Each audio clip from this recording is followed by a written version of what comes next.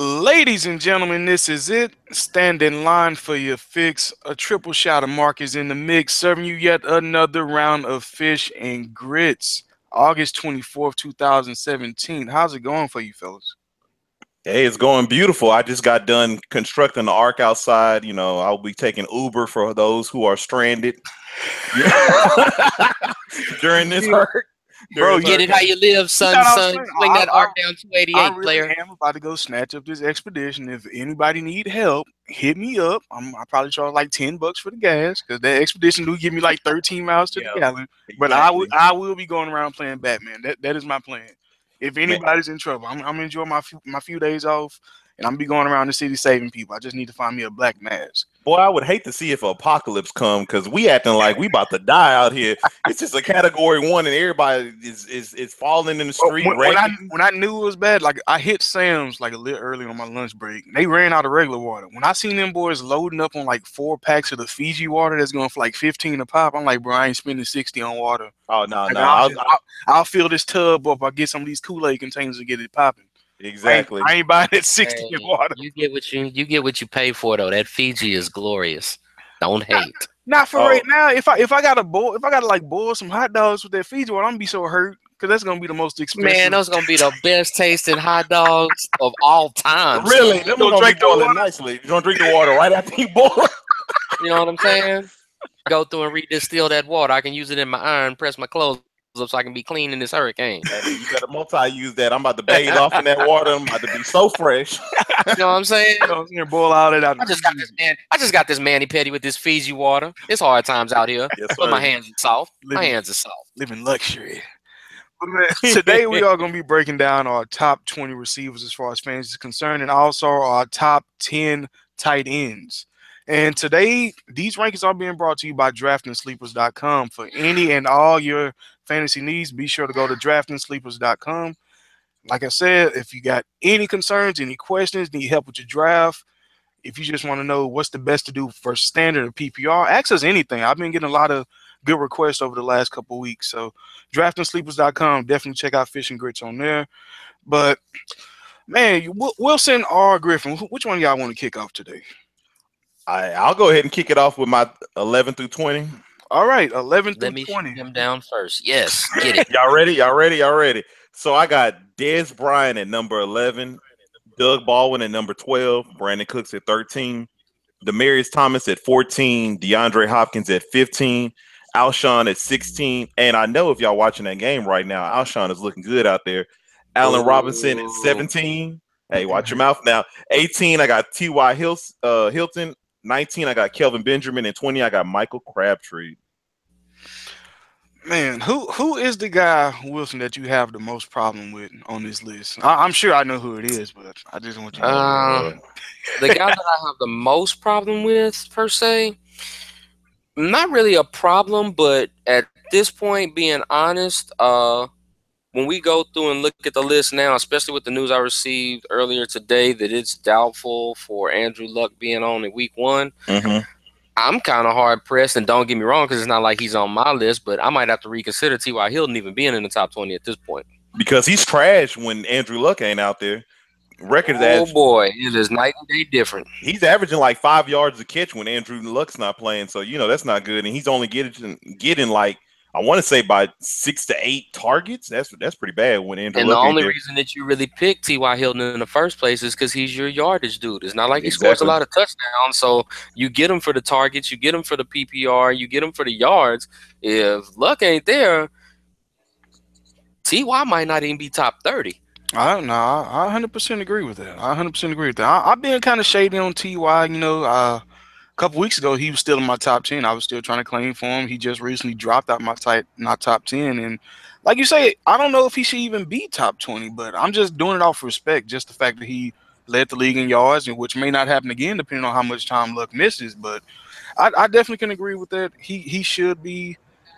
He could be off the list. He still made mine. He still made But all of our lists. But yeah, yeah, I can see the argument for that. But I mean, the guy for me is definitely gonna have to be Alshon Jeffrey. I mean, you just can't trust him. All the talent in the world, as far as the the height and the size and being able to rebound that ball, just getting in good position, but you and just can't see, I'm trust I'm it. I'm trying to keep my post Bears hatred in check when it comes to this young man and give him the benefit of the doubt. That's why I didn't like immediately spot him on that list. And I'm kind of hoping that he stays healthy because he is very intriguing as far as what he brings to the table when he is healthy. And I think that the chemistry between him and Carson Wentz potentially could really, really be explosive. But again, it just comes down to if that man can stay on the field or not. Yeah, he looks healthy out there from just looking at the game tape from what I'm seeing right now, and just reports they really hyping him up to be having a breakout season just like he did with Josh McCown. But with Alshon Jeffrey, like you said, was health. But if they're not going to, because I heard they're not going to try to utilize him a lot, like how he was in Chicago, how they depended on him at every play. He was playing all these downs. If you give him the necessary rest and I guess kind of watch his body and the way he's using everything, he should be all right. I mean, hey, the upside is there, but then again, like you said, he did burn me last year.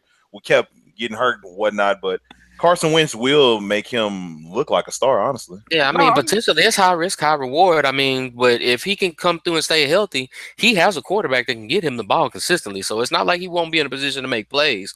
It's just up to him as far as if he can stay on the field. And I think the biggest difference coming from me is between PPR and standard. I mean, I know our rankings have been based on PPR. I think in the standard league he'd have a little bit more value, but it's hard for me to see Alshon even getting to the 80 range as far as catches. I see him more of a high 60, maybe mid 70s type of receiver. Maybe he'll get 1,100 yards. 10 touchdowns, but if you don't get those touchdowns, you don't get no value with Alshon. And that's the big thing. And you know what's crazy about them? I have my wide receivers broken down to tier 1, tier 2, tier 3, tier 4. And Alshon fixing that tier 4 because the tier 4 is like you never know what you're gonna get. That's why I put those three that's like back to back to back. Demarius gonna get his 90 catches. So I kind of don't include him. I feel like that's the cutoff. 15 through 20, that's where it gets shaky because all those receivers are better in standard. All of those receivers. So I see exactly what you mean by your tiers. Jeffrey, I mean, it's all about health. I mean, he can easily go out there and get you 12, 13, 14 touchdowns if he's healthy. But between the health and having Sproles, Aguilar, Smith, Ertz is going to be eating, so it's a lot of catches that's not going to go his way. I still think he has value, but in the PPR, you can kind of wait. I don't know if he'll finish top 20 in the PPR. I do expect him to finish top 20 in the standard, though. Now, the one thing that I will say in his defense, though, if he comes out of the gate and that connection with Wentz is there and he can stay healthy over 15 games, Alshon Jeffrey will be a top 10 fantasy receiver. Easy. He has a talent. He has a talent, and Carson Wentz will get him the ball. And then Alshon also reminds me of the type of player that I like to target because he's healthy going into the season. I grab those type of players because I know they're going to try to, and he's in that contract year because he only got a 1-year deal. So I know he's going to try to go out there and ball out. So I'm going to hold him for the 3 to 4 weeks, and then I'm trading him off because if our injury really scares me, I'm trading him off. Yeah. Alshon Jeffrey reminds me a lot talent-wise of Javon Walker when he played with Green Bay for a few years. That boy, Mark is going to do that Green Bay callback. Well, I mean, I go for the team that I root for, so I'm always, pay attention. But when you look at his size, you look at the speed, you look at the skill set, it's very similar to what they had in Javon Walker. But Javon Walker was also one of those guys that was injury prone. But when he was in Green Bay, when he was in Denver, when he was healthy, he put up numbers. Damn good, yes. Put up numbers. Is there anybody on the list that you feel should be in the top 10, Wilson? On his, I'm higher on Cooks than he is. I think in New England's system and with what they're trying to do as far as kind of keeping people guessing, kind of changing things up. You don't want one of the things that I can say that I give props to Belichick and those guys for is the fact that just when you think that they got them figured out, they find something new to throw at you. And everybody is so used to this two tight end, dink and dunk, conservative. Well, now they actually have a legitimate guy that can pop the top off of defense, and I think Tom Brady is going to exploit that. And that's why I think that Brandon Cooks is going to break into that top 10 this year. I look for him to have a big season, not catch-wise. I don't think he's going to have a tremendous value in PPR leagues. Yeah. But I think for for the yardage and touchdown total, I think he can easily pop 1250 and about 11 to 12 touchdowns.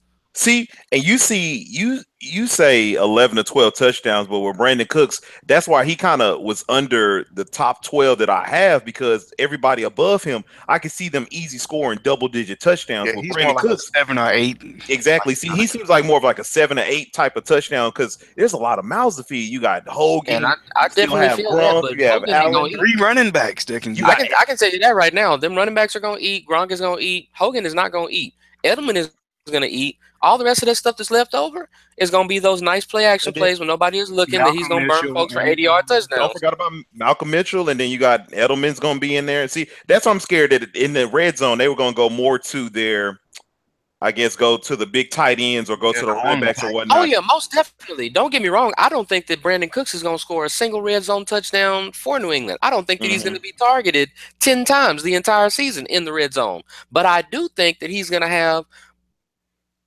5+ yard touchdowns. The thing about it for me is this: you have to remember the last time that Tom Brady had a legit deep threat like this was Randy Moss. They wasn't dinking and dunking in. Every time he popped the top off that D, that ball went up in the air. Tom knows how to feed. Tom knows how to get everybody and keep everybody happy.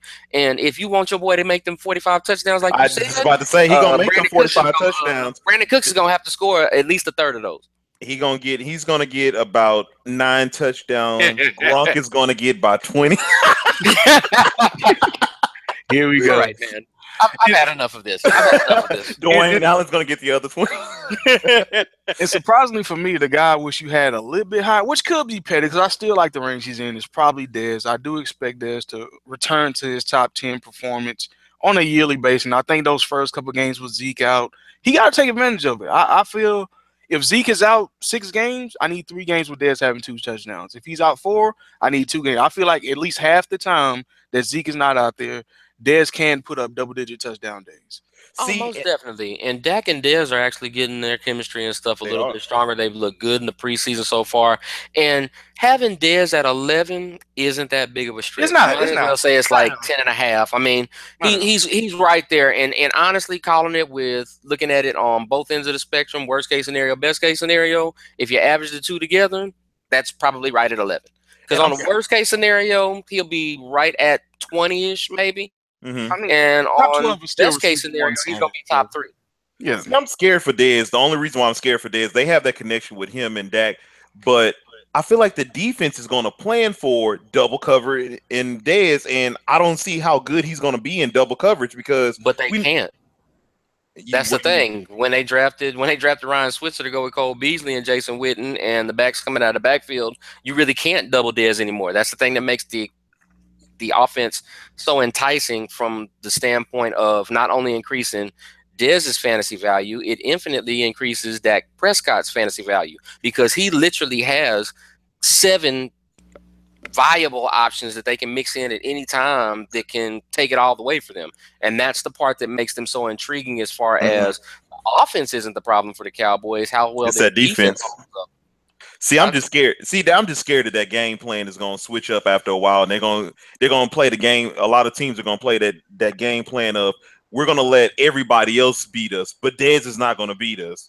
Like we're going to stop him in the red zone. He's not going to go to those little fade routes that he, 50-50 balls that he likes to get. And even though he did have that nice touchdown in the preseason, the second game, but I just really feel like the safety is really going to be traveling over there where Dez is and helping out them corners.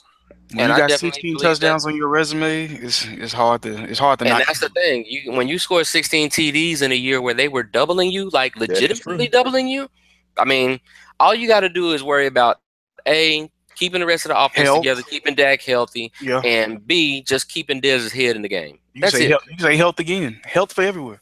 Yeah. Health for everybody. I mean, that's the number one NFL rule for any team to be successful, for any player to be successful. This starts with health.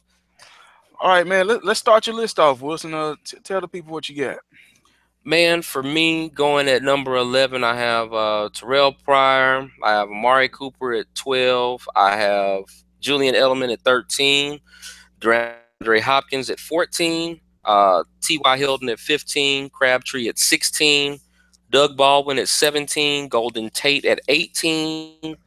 Jarvis Landry at 19. And Kelvin Benjamin at 20. That's the one I don't like. That damn Landry. And it's not the talent at all. Yeah, But Jarvis Landry, the I don't like. but the fact that Jay Cutler is pretty much saying that I'm going to Devontae Parker every fucking time down the field, Exactly. Scares me. that should be a concern for the PPR value that Jarvis Landry should have. I mean, this is a guy that's on pace to have a good career, just like Odell Beckham, as far as catches is concerned. Same pace. Same pace. I mean, Odell got him on a per game basis, but there'll be a conversation that Andrew Gaze will have with him at some point. But and that's gonna change Jay Cutler, smoking Jay Cutler. That's gonna change him. I think it's gonna change smoking Jay Cutler when he start getting picked off trying to force some balls to Devontae Parker, or when Devontae Parker is not healthy out, enough to be out there. So that's why I'm still thinking Jarvis Landry's gonna get his in a PPR, but in the standard league, he's off that list. But we're going PPR ranking. I don't have a problem with Jarvis Landry.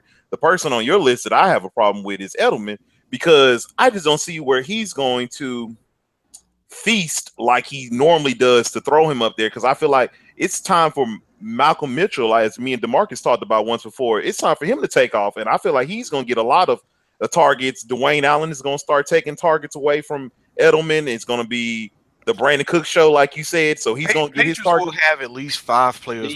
Do you really think after the Super Bowl performance that Julian Edelman had that Tom Brady's going to stop going to him? Oh, he's still going to go to him, but I just feel like that. Here's the thing, and hear me out. With Malcolm Mitchell, who's a great prospect, but still, in my opinion, hasn't fully earned Brady's trust. With Brandon Cook, who's an outstanding deep threat. With Gronkowski, who's ultimate red zone target, ultimate seam stretcher at the tight end spot. The one thing that you always know when it comes to Tom Brady and his ultimate level of efficiency and comfort zone is having that security blanket slot receiver. And there's nobody on that roster that does that better than Julian Edelman. For that reason alone, Julian Edelman is at least going to get between 85 and 105 targets this season. Guaranteed. Ooh, I like the number you make me want to rethink Edelman. And then I'm be honest with you, Edelman burned me last year. So that's you got to think about the way that Tom Brady runs that offense, man, and what it is that he loves to do. Because at the end of the day, there's going to be some people that's going to be like, well, you know what? We're going to cut off Cooks at that deep threat, and we're going to beat the hell out of Gronk with these linebackers coming down this seam and stuff like that. But you know what? Can't nobody find a way to keep Edelman from getting out of them holes in them zones, and he's going to eat them up all day long. Man, the acquisition of Dwayne Allen really intrigues me, because I really want to see how they're going to. I feel like he's going to escape with a lot of targets. Like he can easily get 50 catches, maybe. Oh, he's going to get targets by default because of the fact that everybody's going to be so starstruck and paying attention to all the other names that are on that offense. He's going to have value. Yeah, he's going to get those double-digit touchdowns, in my opinion. From the 25 to 30-yard line on in, Dwayne Allen is going to surprise people. I can agree with that, but you have really sold me on Edelman a little bit more than I was a little bullish on Edelman, just for the simple fact it's a lot. And now, don't get me wrong, I might have him a little high, but that's just my opinion. But I just think, and especially because of the fact that we're talking about more than one type of league, part of the reason that I have him rated so high is because I'm thinking about it in my PPR logic. To me, he's a top 15 guy, PPR, easy, because of the fact that he's going to get targeted so much. He's going to catch so many of those third down passes. He's going to catch so many of those little seam and dink and dunk and those holes in the zone when people are trying to go through and play them. And then, like we always love to talk about, I think about the schedule they're playing and the defenses that they're playing against. And he's going to have a field day against a lot of them defenses.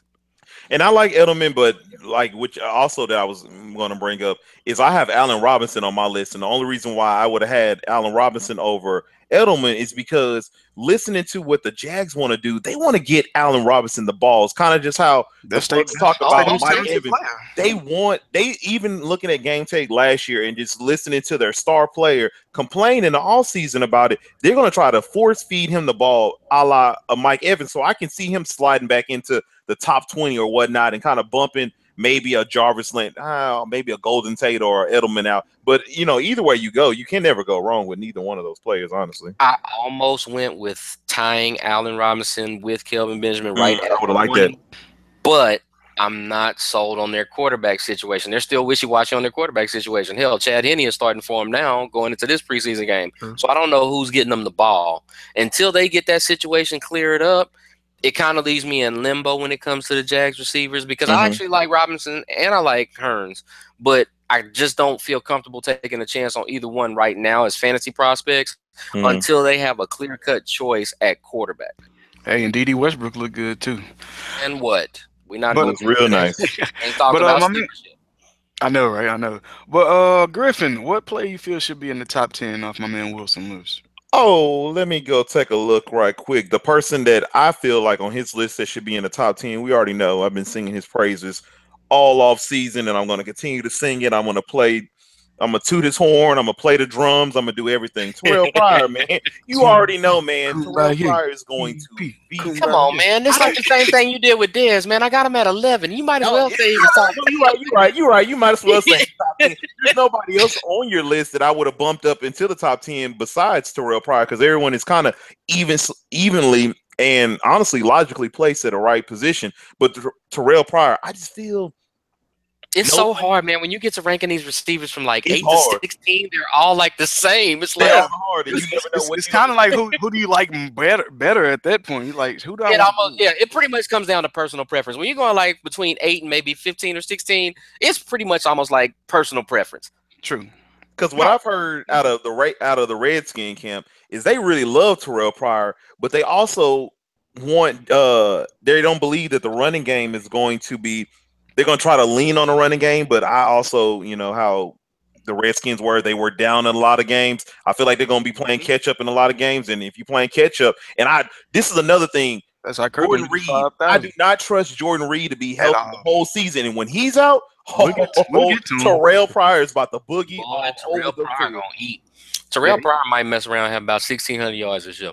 Oh, man, please. And all those red zone targets. I love it. And he's going to get the red zone because they said they want to go to him in the red zone. He might have 1,616 touchdowns. He might. And because what the Redskins were also, they struggled in the red zone last year where people don't really understand that. And Terrell Pryor, he thrives in the red zone because he kind of can body everybody. No doubt. He's a talent, man. And I feel like this is the year of the big his natural talent. Oh, yeah, you combine his natural talent with the fact that he also has that slight edge in the fact that he played quarterback. So he knows how that quarterback is thinking when it comes to looking at the offense and seeing where the receivers are on the field. That man is going to be a nightmare for people in the red zone. 100% agree, man. The guy I wish was a little bit higher was Cooper. I think this third year is really going to be his true breakout season. I can at least see 1,400 yards. I'm hoping the touchdown total gets up. That's the only thing I'm concerned about. But I'm hoping this is year he can finally go 10 touchdowns, 1,000 plus yards, and 100 plus catches. I'm thinking he's gonna do the full breakout, and that's why I got him in my top 10. I'll let you know. I can't believe y'all killing me on my number 11 and 12 picks, man. Oh no, we're not trying to kill you. You gotta pick somebody. Not trying to kill you, but I do have something interesting to ask you guys before I get into my list, and I just gotta know why. Why didn't Fitzgerald crack either one of your lists? I'm just curious to know why.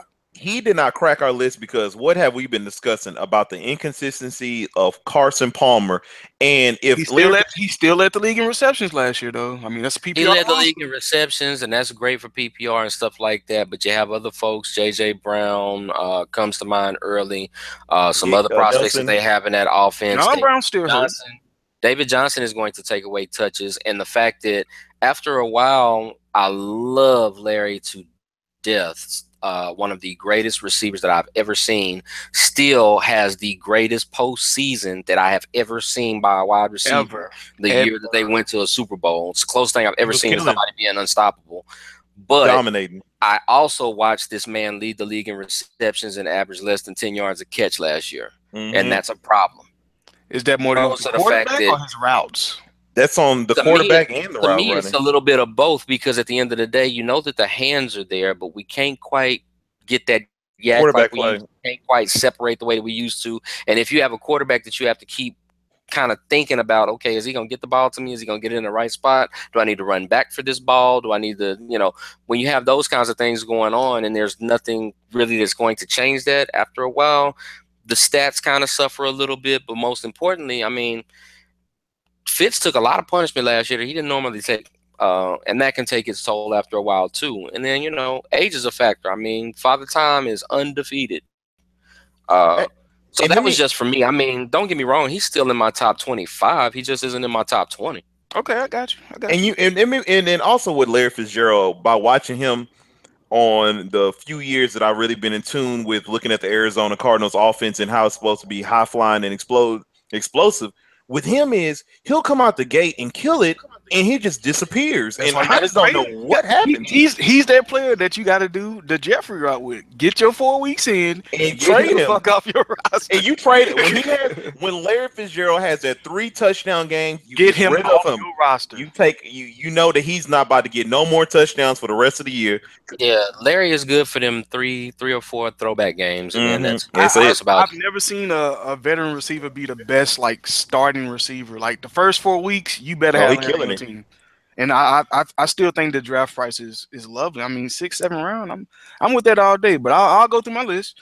At number 11, I got Doug Baldwin. 12, Larry Fitzgerald. 13, T.Y. Hilton, which may need to be decreased. 14, Demaryius Thomas. 15, DeAndre Hopkins. 16, Golden Tate. 17, Keenan Allen. 18, Julian Edelman. 19, Allen Robinson. 20, Stephon Diggs. Who needs to be off? I'm going to tell you right now, I'm going to boot a man named Keenan Allen, and the only reason why I'm booting Keenan Allen off your list because I love your list. Your list is awesome. Keenan Allen burnt the fuck out of me last year. Don't worry about last year, man, bro. I kid you not.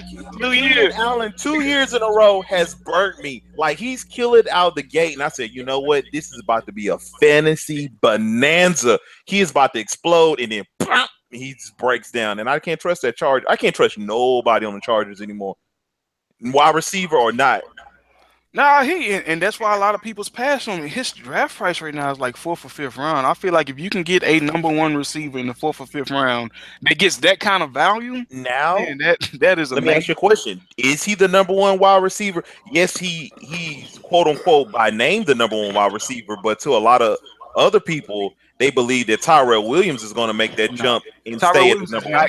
He's not getting the draft respect as a number 1. He's going that's fine. As the 9th or 10th, but he's not the primary target. Same as Eric Decker. Eric Decker's not getting the love as a number 1 wide receiver, but I'm pretty sure he's going to flourish. That's also a true run first offense. The San Diego Chargers say they run first. They got the running head coach, but it's a pass first offense. Yeah, Tennessee is a true run first offense. So Tyrell Williams is a good number 2. I like the value. I like where he's going. I like the opportunity he's going to get, and I know he got something to prove. And everybody at Chargers camp has said he has been the best player at camp.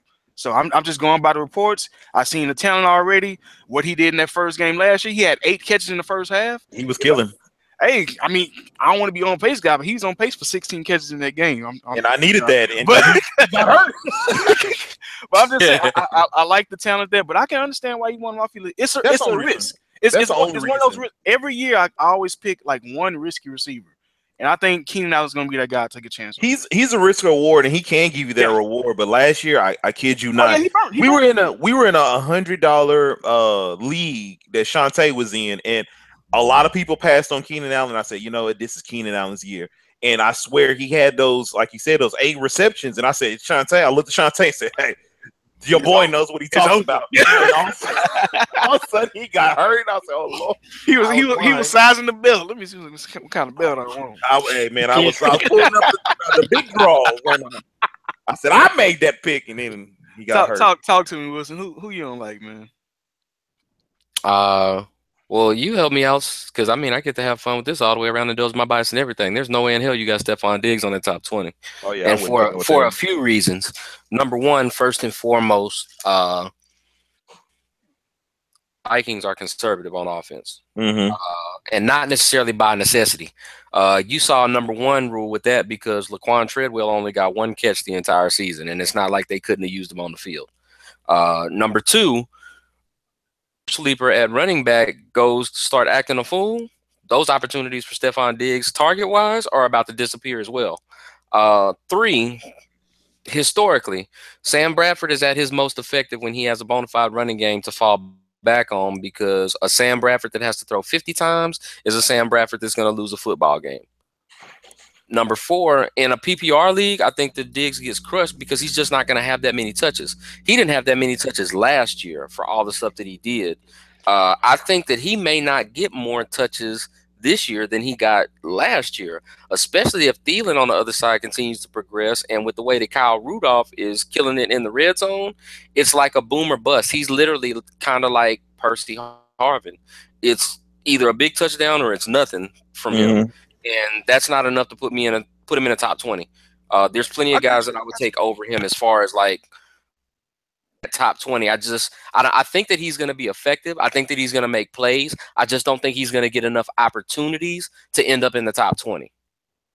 See, I kind of disagree, but once again, I understand completely what you're saying. But we seen this guy take over games last year. I mean, we seen the talent. We seen the talent. Let's not go back to that. Let's not. Yeah, I mean, all right. I'm gonna lay off, but we seen the talent. Okay, we can. Oh yeah, we can all. It's undeniable. And the running game is only going to help the passing game. I mean, Sam Bradford is 70% completion. Oh, Davin Cooks is going to eat. And I completely agree with you with that. I completely agree with you with that. There's only 3 true targets outside of Dalvin Cook. You got Rudolph, who's going to control the middle.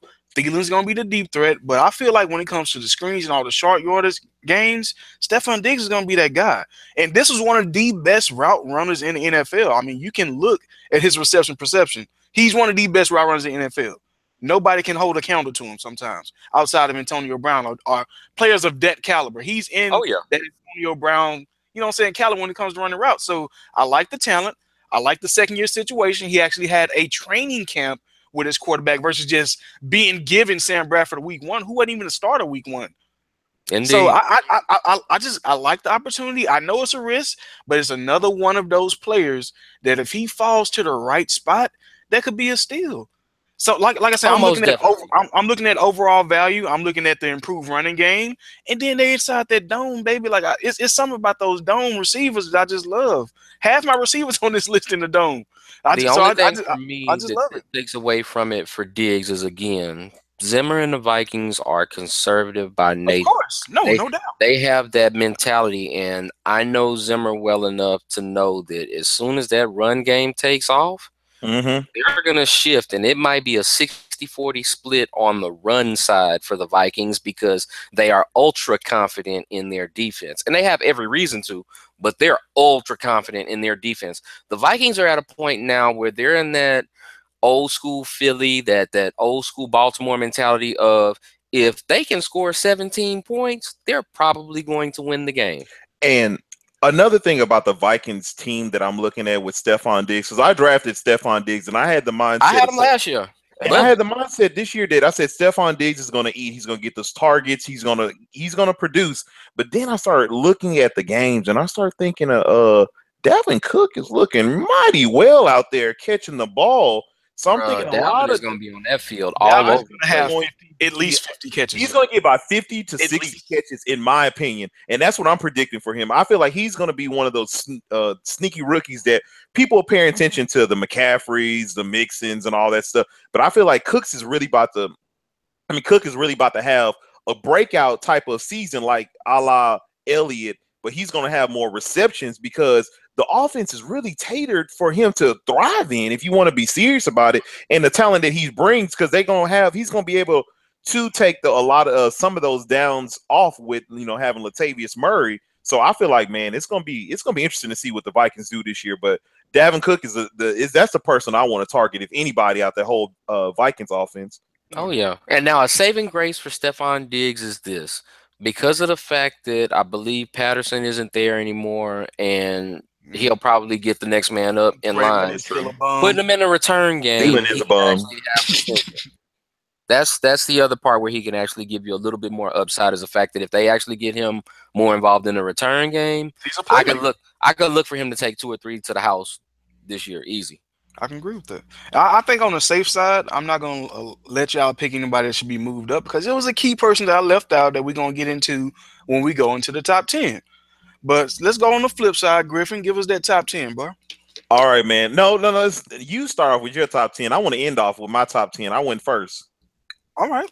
Well, for the top 10, we're going to count this backwards. I got my boy Dez at number 10. I got Terrell Pryor number 9. Amari Cooper at number 8. Number 7, I got Michael Thomas. Number 6, Odell Beckham. Number 5, Mike Evans. 6, number 4, Julio Jones. 3, my man Nelson. 2, A.B. Brown. And number 1, A.J. Green. You already know the question's going to come. A.J. Green at number 1? Why not? I want to hear your argument on why A.J. Green is number 1. That's all I want to do, because there's nobody on your list that I want to move out. or move up. I just want you to make your argument for AJ Green. That's the only person I just want to hear you arguing about. Less is more. And you Okay. probably saying, what the hell I mean by that? Steelers draft a receiver. Aaron Rodgers, he gonna spread his around, so I kind of don't count him. That's why I joined in my top 3. Julio Jones, I expect regression from Ryan. Mm-hmm. Evans, Deshaun Jackson. Mm-hmm. Beckham, Brandon Marshall. So all those top 6 receivers, they all got shit added on outside of AJ Green and my man Jordy Nelson. AJ Green has that quarterback that's always gonna stare down a number 1 receiver. Those are quarterbacks I love. It's that Matt Schaub syndrome where he just couldn't get away from Andre Johnson. Andre Johnson didn't score no fucking touchdowns like AJ Green can score, but he had a shitload of catches. He had a shitload of yards. And this year, I feel like all the stars are gonna finally line up, and AJ Green is gonna finally be that number 1 receiver. Sometimes it takes those players a while to be the full package. And AJ Green, he's been a top 5 receiver for, I want to say, at least every year he's been in the league. I agree. To be completely honest. But this year, I feel like with everybody else having weapons added to them, and Eifert, I just don't trust him at all, especially after getting hurt again last year, after coming back mid-season.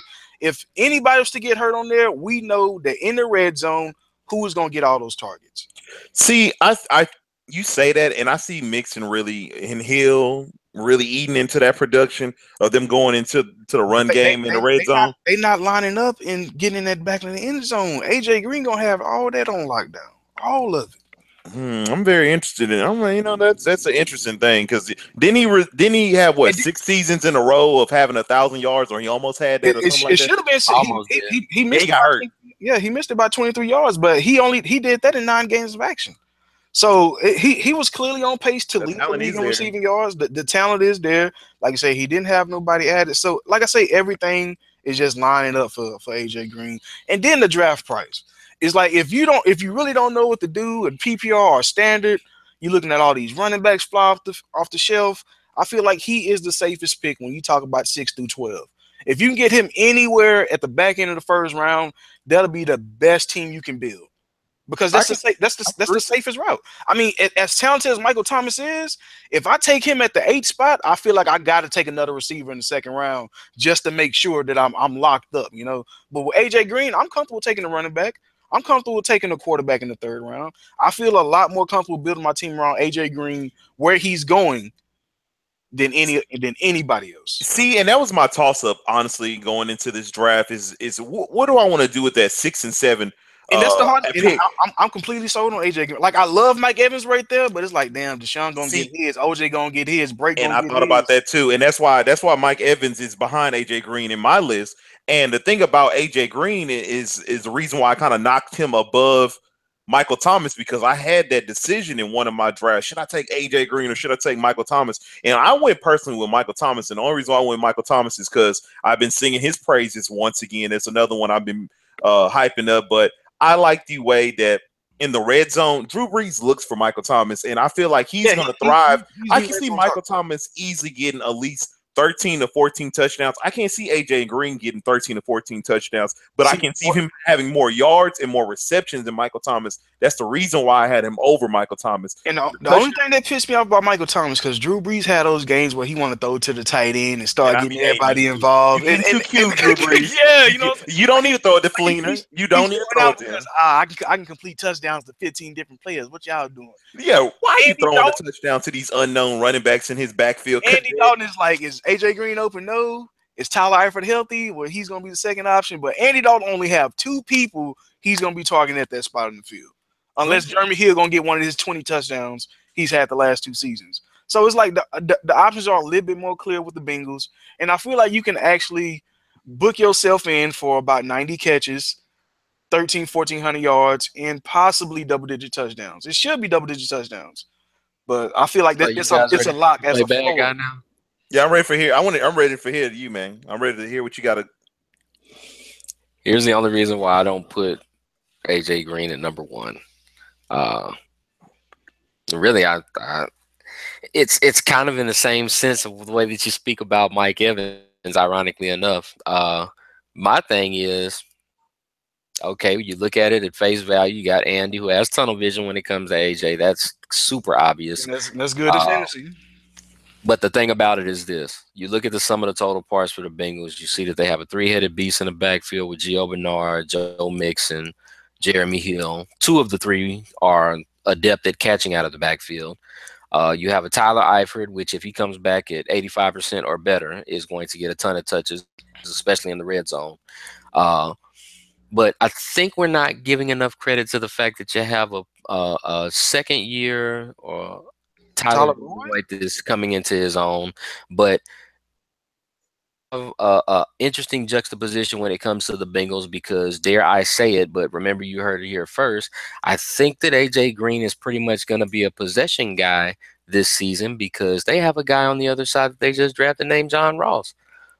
That's the Deshaun Jackson of the Bengals. He ain't been doing so good in training camp. Yeah, he doesn't look good either. He doesn't look good, and that's all well and good. But they've invested time in him. And if all else fails, I think in a couple years Ross will be good. But I think for this year's Green. But if all else fails for this season, because he's not doing well, they're going to make him a one-trick pony, and he's going to do everything deep, which means that AJ Green is going to have to do everything underneath.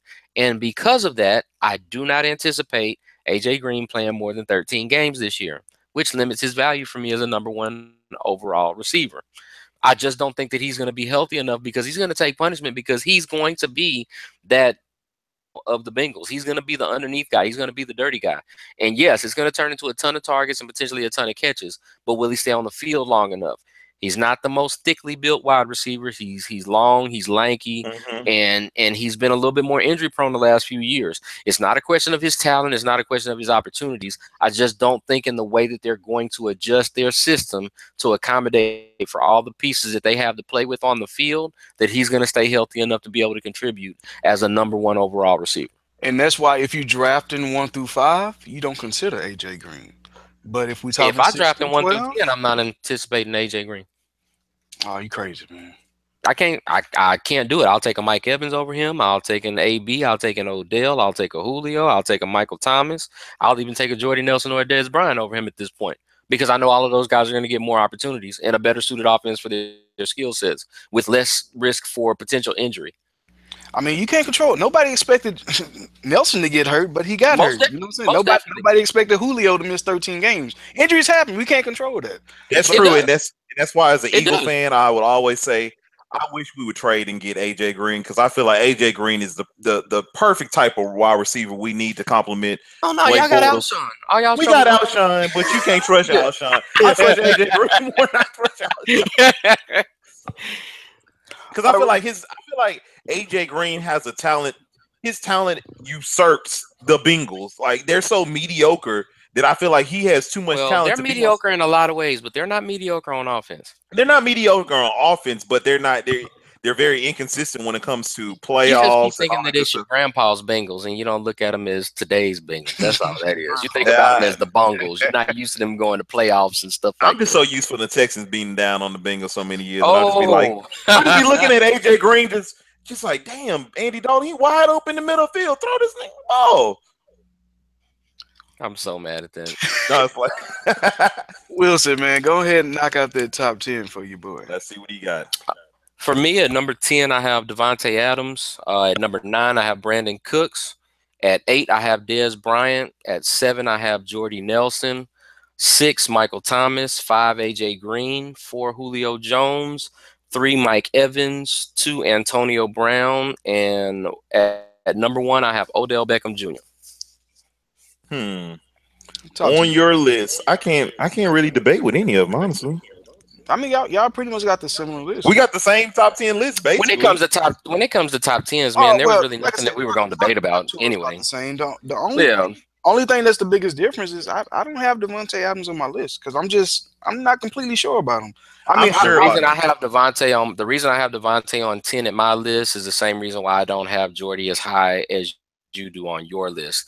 This year, contract year number 4, the same year, incidentally, that Jordy had his coming out party with Green Bay, is the year that Davante Adams is going to have his coming out party. He's been utterly unstoppable in preseason, both in practice and against players. Like he's taken his focus and his practice for his craft to another level. Like, dude is seriously in. And the one thing that I've always heard from a lot of these scouts and a lot of these people that have been watching him this preseason is the fact that they say that he has an otherworldly sense of body control when it comes to the way that he goes about catching the football and positioning himself on sidelines, fades, and back shoulder throws. When you add that to a dude that throws an otherworldly football like an Aaron Rodgers, it ain't hard to tell. And the thing, I know you're what do I want to say, the Green Bay fan, so you know everything that's going on with Green Bay. And me personally, I don't know everything that's going on with Green Bay. I just see what I hear from rumblings and rumors and stuff like that. And me personally, going through my top 10, because I'm just going to go ahead and read out my top 10s because ours is kind of identical. I have Antonio Brown at 1, Odell at 2, Julio at 3, AJ Green at 4, Mike Evans at 5, Michael Thomas at 6, Jordy at 7, Devontae at 8. I have 9, I have Pryor, and 10, I have Cooper. And the reason why I have Jordy Nelson and Devontae Adams kind of back to back, because I see the touchdowns being kind of identical for them. I can also see the catches being identical for them. I just see Jordy has the ability to take those to get a little bit more receiving yards than Devontae Adams. But like you said, this is the contract year, and I love a player in a contract year. And we all do. And we saw what he did last year. We saw what he did at the tail of last year. This is not the same Devontae Adams of 2 years ago that dropped every ball that was thrown to him. This is the man that you see who has been working on his hands and trying to get more acclimated into catching these balls and not dropping them, a la Mike Evans, and a lot of these wide receivers. And I truly feel like the way Green Bay is going to be moving the ball this year, I feel like Devontae Adams is going to be on the great side of Aaron Rodgers. And you look at it at this point too. And that's the thing for me. He's that type of player. He's going so damn high right now, man. Like I seen him going like the back end of the second. It's like, God damn, I got to pay that much for Devontae.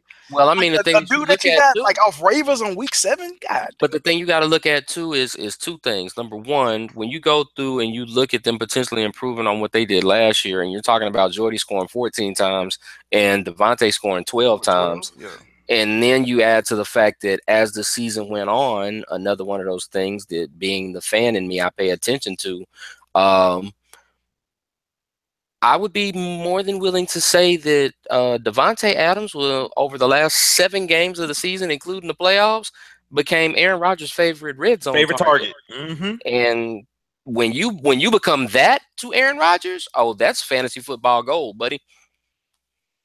Man, I can't pay that price. And then when he's been falling in my draft.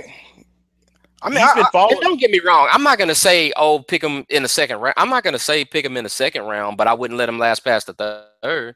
I wouldn't either. That's value in the third. I look at him more. I love to have him like the 4th round. Like now you're trying to play my man cheap.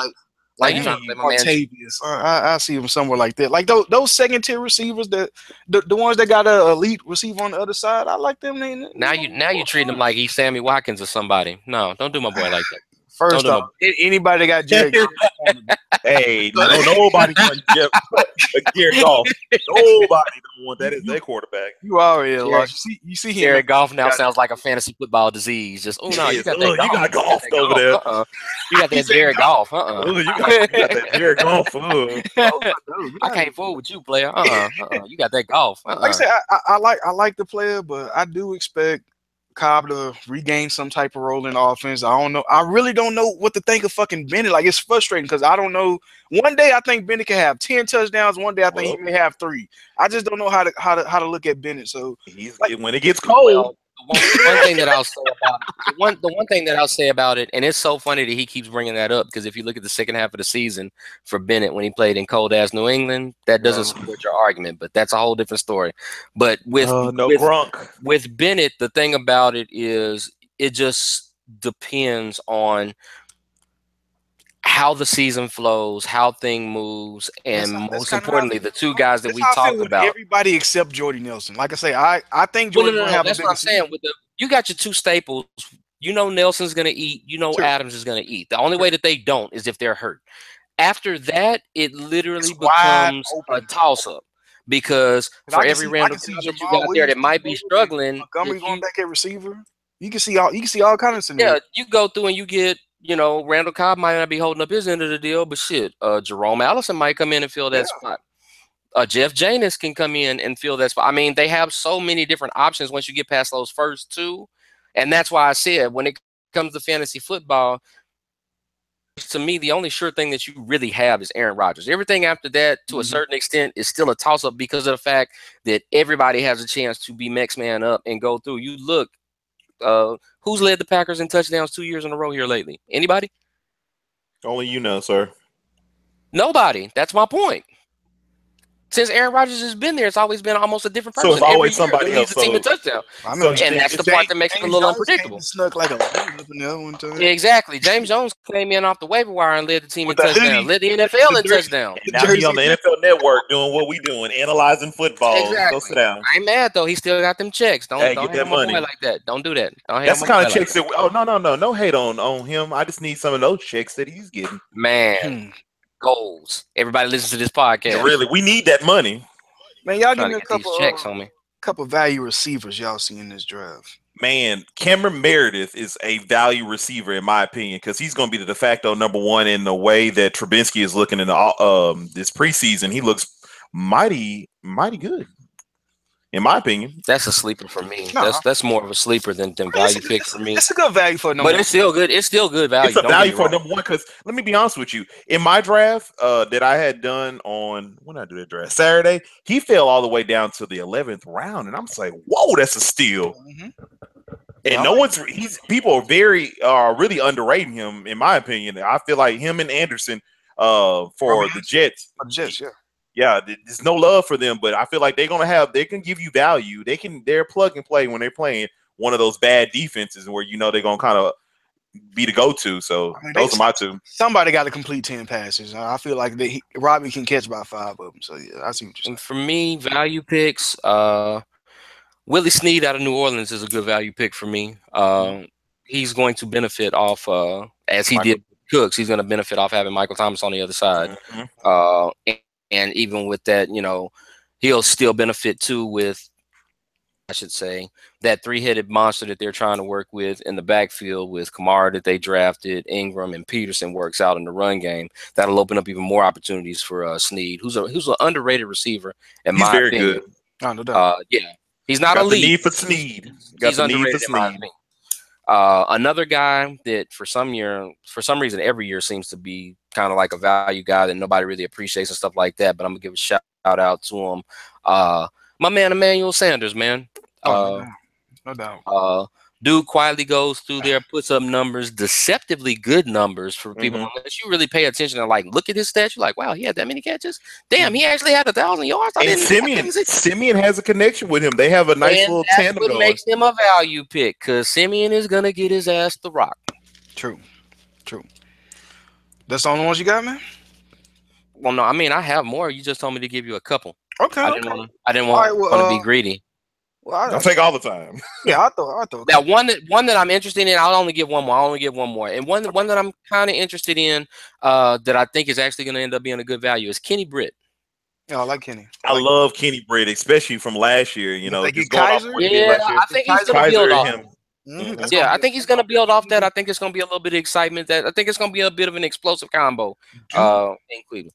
Do we think, before you go, DeMarcus, do we think that Brandon Marshall and Jeremy Maclin are going to be a good value picks? Maclin is one of my value picks. I mean, not what you say. I mean, he's going in the ninth round. Ninth round is a starter on a team that led the league in pass attempts. I mean, that got to be Marshall is one of my sleepers, to be honest. He's my sleeper forever because if Odell's not ready week 1 and may not be, it doesn't matter if Odell is ready or not. Marshall is still going to eat because he's Brandon Marshall. But that's a whole different ball of wax. When you have a guy that's savvy and knows how to properly butter that bread like an Eli Manning, hype him up, pass it to me.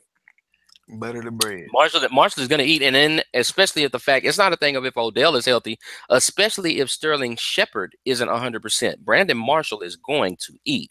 Especially the inside of the field. Oh, yes.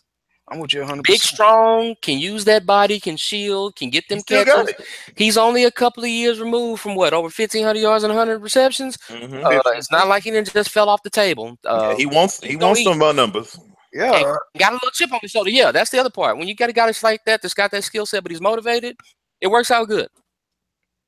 Yeah, that's dangerous right there. And a person with the same kind of body type, Devontae Parker, man. I mean, you fall this dude, he'll fall into the 8th round. I mean, yeah, I understand the injury concern, but at the 8th round, you should at least have 3 receivers that could be starting. And this guy's just gonna be, oh well, he's clearly gonna be Jay Cutler #1. He looks amazing in preseason. Did you see him? That's the thing. He's got the benefit of being able to connect early with Cutler, and that's gonna get him a leg up. He's got the skill set. That was undeniable even from when he was in college. It's just a matter of keeping him healthy and getting it on the field, getting him to learn that playbook, because that was another issue that they had with him, was he was having difficulty picking up the playbook as fast as they wanted him to do it. But yeah, he's got all the physical tools, man. It's all there. And again, catching the quarterback's eye early doesn't hurt either. Now, the key to that is if you go to a point where Cutler don't work out so hot, or Cutler gets hurt, and you got to go back to Matt Moore, go on, take him off the list, because it's right back to the Landry show. Yeah, it's Jay Cutler, nothing for him. But that's probably more in standard. I think the 2 PPR sleepers that I like is going to be Jamison Crowder and Pierre Garçon. I think Jamison Crowder, what he was able to do with only playing like 75% of the plays last year. He was never in any other #1 receiver sets. It was always DJ and Garçon. So Jamison Crowder, he's gonna be able to come in and fill that threat. I know Terrell probably gonna do his thing. There's not no knock on him, but Jamison Crowder is going like 7th round. And if you can get a receiver that's gonna be on the field at all times for a quarterback that's gonna throw for 5K, give me him in the 7th round every time. And Pierre Garçon is clearly gonna be the #1 threat in San Francisco. I mean, Brian Hoyer's not looking too good right now, but he's still the #1. He's still the #1 threat on that team. So. And I'm gonna be honest with you. There's a lot of great value picks if you look at the later rounds. It's a lot of them. Trust me. Because you can also throw some love to your boy, well, not everybody's boy, but your boy Mike Wallace, because he quietly had 1,000 yards last year. Yeah, not my boy. Not my boy. Not your boy. Yeah. So when you said earlier there was a #1 Tyrell Williams. I mean, he's and I was gonna say Tyrell Williams also, and Richard Matthews. I mean, another good value pick, Jordan Matthews or Zay Jones. You know, somebody gotta get the ball in Buffalo. I don't know who, but they going late. You know, you ain't gotta waste no top 8 pick on them. Tyrod gonna have 1,000 yards rushing this year. No, I'm playing. That's Charles Clay. Charles Clay gonna eat, and we're gonna talk about that later. And let's just bring out the sad music, Griffin, because we recently got our hearts broken, and on my bus list I had to put Sammy Watkins. It hurt you, right? Poor Sammy. To go from just being on Team Sammy to the bus list like in a matter of 3 weeks. Don't leave Sammy off. No, he got the golf. He got golf. He got that golf disease. We can't do nothing with that, fam. I would like to thank Sammy and the entire Buffalo Bills organization, because they've already gotten me fed on at least one bit. I'm going to enjoy some chips. Get ready for your. I'll give you fajitas, man. I got your fajitas. I got your fajitas, man. I think that's the saddest. I'm just gonna leave it as Sammy. Like I got a couple more. I'm just gonna leave that because it hurts, man. It hurts because he has all the talent in the world. On fire. Oh boy. Go ahead. What kind of bus y'all got? Who you got, Marcus? Because I gotta see who I'm picking. For me, a potential bust, just because of the conservativeness of the offense and the fact that he may not have much more of a ceiling to reach on. Adam Thielen in Minnesota is an interesting prospect for me. He kind of came out of nowhere last year, showed some skills. That heady type of receiver. He kind of reminds me of, you remember back when Ricky Prohl played for the Cardinals? Mm-hmm. Especially when he played for the Rams. That he's that kind of guy, that kind of glue guy that kind of jump at you. And but he's gonna get you over. He's gonna get you over 450 yards. Exactly. You know what I'm saying? But it's just one of those kind of things. And I think that again, it's not a knock on his talent. It's just a knock on how conservative their offense is. And I'm glad you said the one thing people got to realize: any of these players we're talking about is not about talent. To make it in the NFL, you're already an elite athlete, so you have all the talent. Exactly. But if you don't mess well with your system, and we see different things getting pointed out, you got to pay attention to that in fantasy. I tell people all the time, man. If you had Troy Aikman on a 49ers team or on a Rams team, he could have easily threw for 4,500 yards a year. But that's not the offense that they ran. That's why his numbers were what his numbers were. It wasn't about talent. Yeah, it's never about talent. It's about the system. The And system. then Another bust that I have, I just got to get this one off my chest because I think that it's just too obvious for me not to get mention. off your chest, son. Another huge bust that a lot of people are going to overpay for, I know for sure, Tyreek Hill. Thank you. And I knew you were going to say the one I was going to say. He made none of our lists. Bruh, Tyreek Hill, that's pyrite. That's but pyrite. That's fool's gold. I'm not buying in. Him and Kelsey, they cannot go off at the same time. Alex Smith is going to have Kelsey with a good game or Tyreek Hill with a good game, but not both of them. So and for me, I just think that it's not going to be enough to keep him covered up to catch people by surprise. He's exposed now. There's no other complimentary receivers to take away from Tyreek Hill. So all the attention is going to be on Tyreek Hill. Yeah, exactly. 100. My bus is Stephon Diggs. I wasn't thinking about Thielen. I was saying Stephon Diggs, and the only reason why I have him as a bust is because I feel that, like you said, they're very conservative. I feel like Cook is going to get a lot of love this year. I think he's going to that low key pisses me off about the Vikings when it comes to fantasy football because I'm like, damn, you got some dudes that could put up some huge fucking exactly. Like, Kyle Rudolph could be 1,000-yard receiver. He can be 1,000-yard damn offense, but they don't. I have him. I have him as a bust. Challenge Gronkowski every year for #1 tight end if they open up that offense, but they don't. I can agree. And then also my other bust is going to be that good old Jordan Matthews in that Buffalo offense because A, he can't stay healthy. B, he cannot catch balls. C, I'm tired of seeing Jordan Matthews because I was tired of seeing him in the Eagles outfit. DeMarcus, I think this is residual hate. I think there's some hate. I think there's some bias behind that. I think there's some bias behind that. That bus pick. It is hate. You can got in. It is hate because he made. It's because of him. I have to owe you a fajita dinner because of that trade. I owe you a fajita. They're going to be so delicious. I might Facebook Live that fajita dinner too. That ain't even right. That ain't even right. Y'all be on the lookout. Y'all be on the lookout for that. I might Facebook Live this fajita dinner. Now let me ask you gentlemen a question real quick. Talk to me. Best rookie wide receiver in fantasy football this season will be Zay Jones. Why? Opportunity. The opportunity is there. Anquan Bolden fucking retired. Man, he just left. He should have a shitload of targets now. So it's all about opportunity. Say.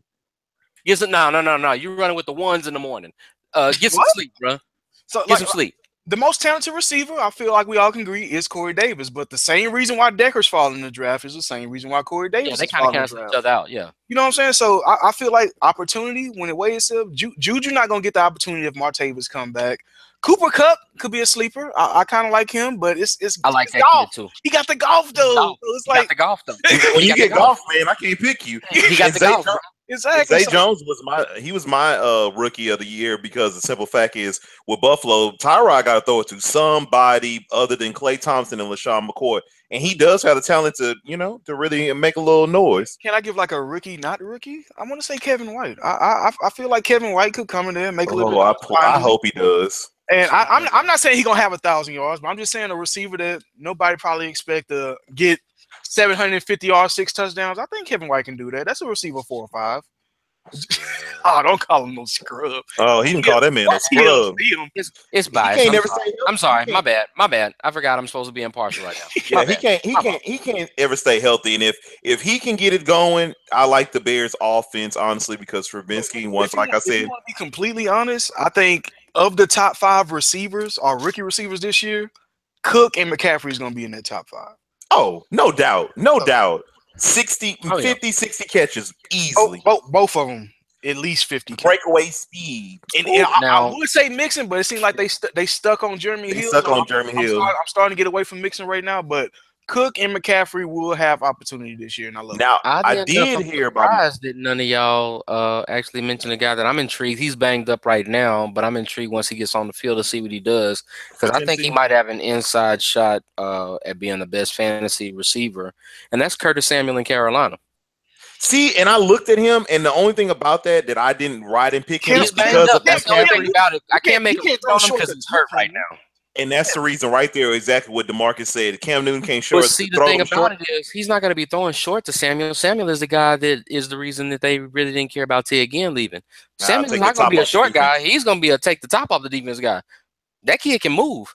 He can. He can move. He's almost in that Deshaun Jackson type category. No, I like him being able to move and make plays, but he's just hurt right now, so it's kind of hard for me to kind of see. No, but he is talented. He's probably he's at least top 10 out of rookie class, top 10 playmaker, like easy. And Kelvin Benjamin, probably top 5. Probably top 5. And with him being injured, that's what kind of threw Kelvin Benjamin in my top 20, and why Kelvin Benjamin moved up my list is because in the preseason, Kelvin Benjamin doesn't look fat anymore. Cam Newton is looking Kelvin did something. And he is moving. He got on that Bohemian diet or something. Big ass dude. I don't think it's the diet. I think it's the fact that a dude that big is finally coming off the second year of his ACL injury. No, but have you seen? Did you? Well, I mean, I understand that. No, what I'm saying is he looks more explosive because the injury's behind him. So I don't think it's the fact that he's got. But I'm not gonna lie. When he showed up to camp, he was chubby. He was chubby. He burned some water weight. He did something. He was sitting in the sauna. I don't know what was going on. He was getting it in.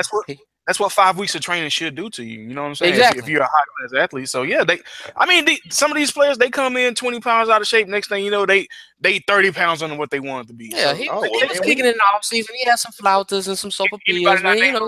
Not named Chris Baker. Apparently, if you look at Harden. Hello.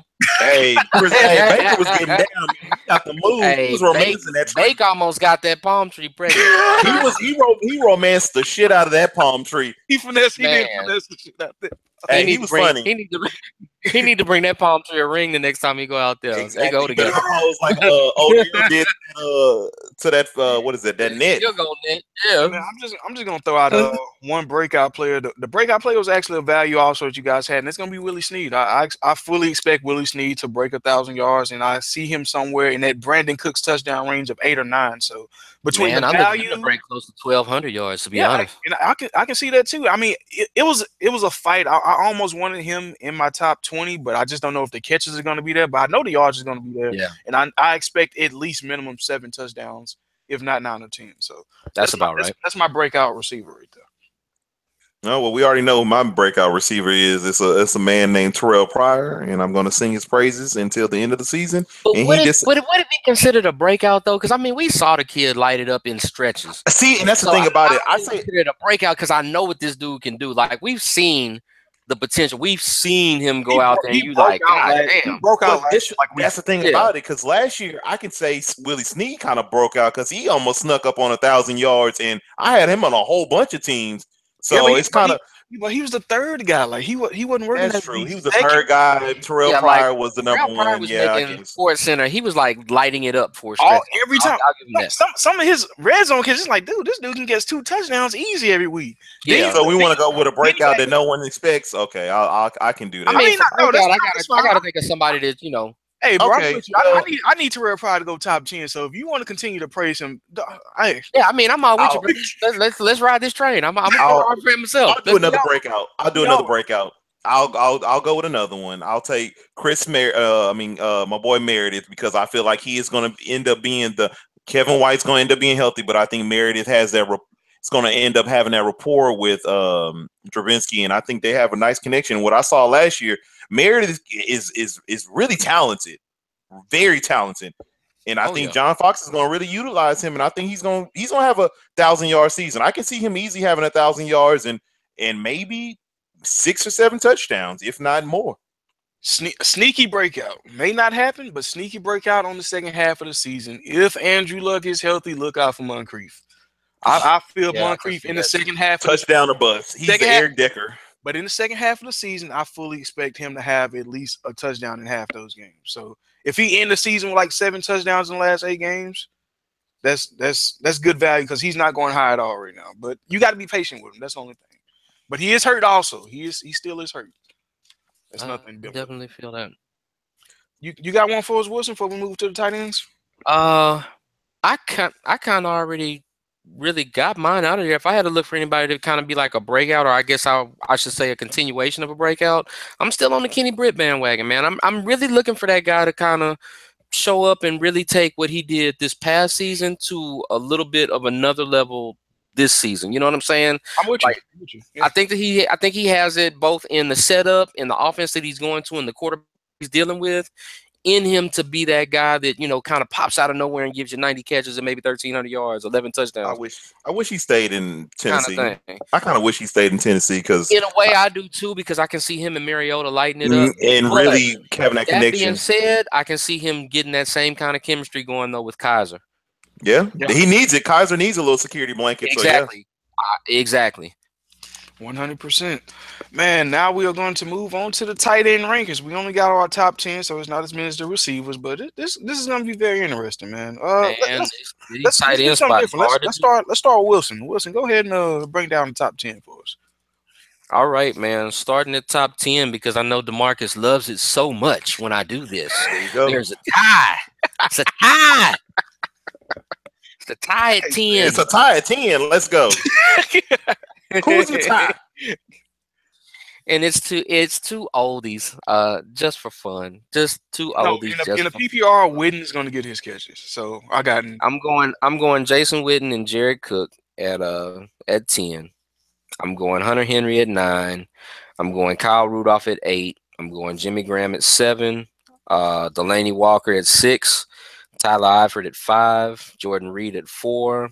Greg Olsen at 3, Travis Kelce at 2, and the Gronk at 1. Gronk.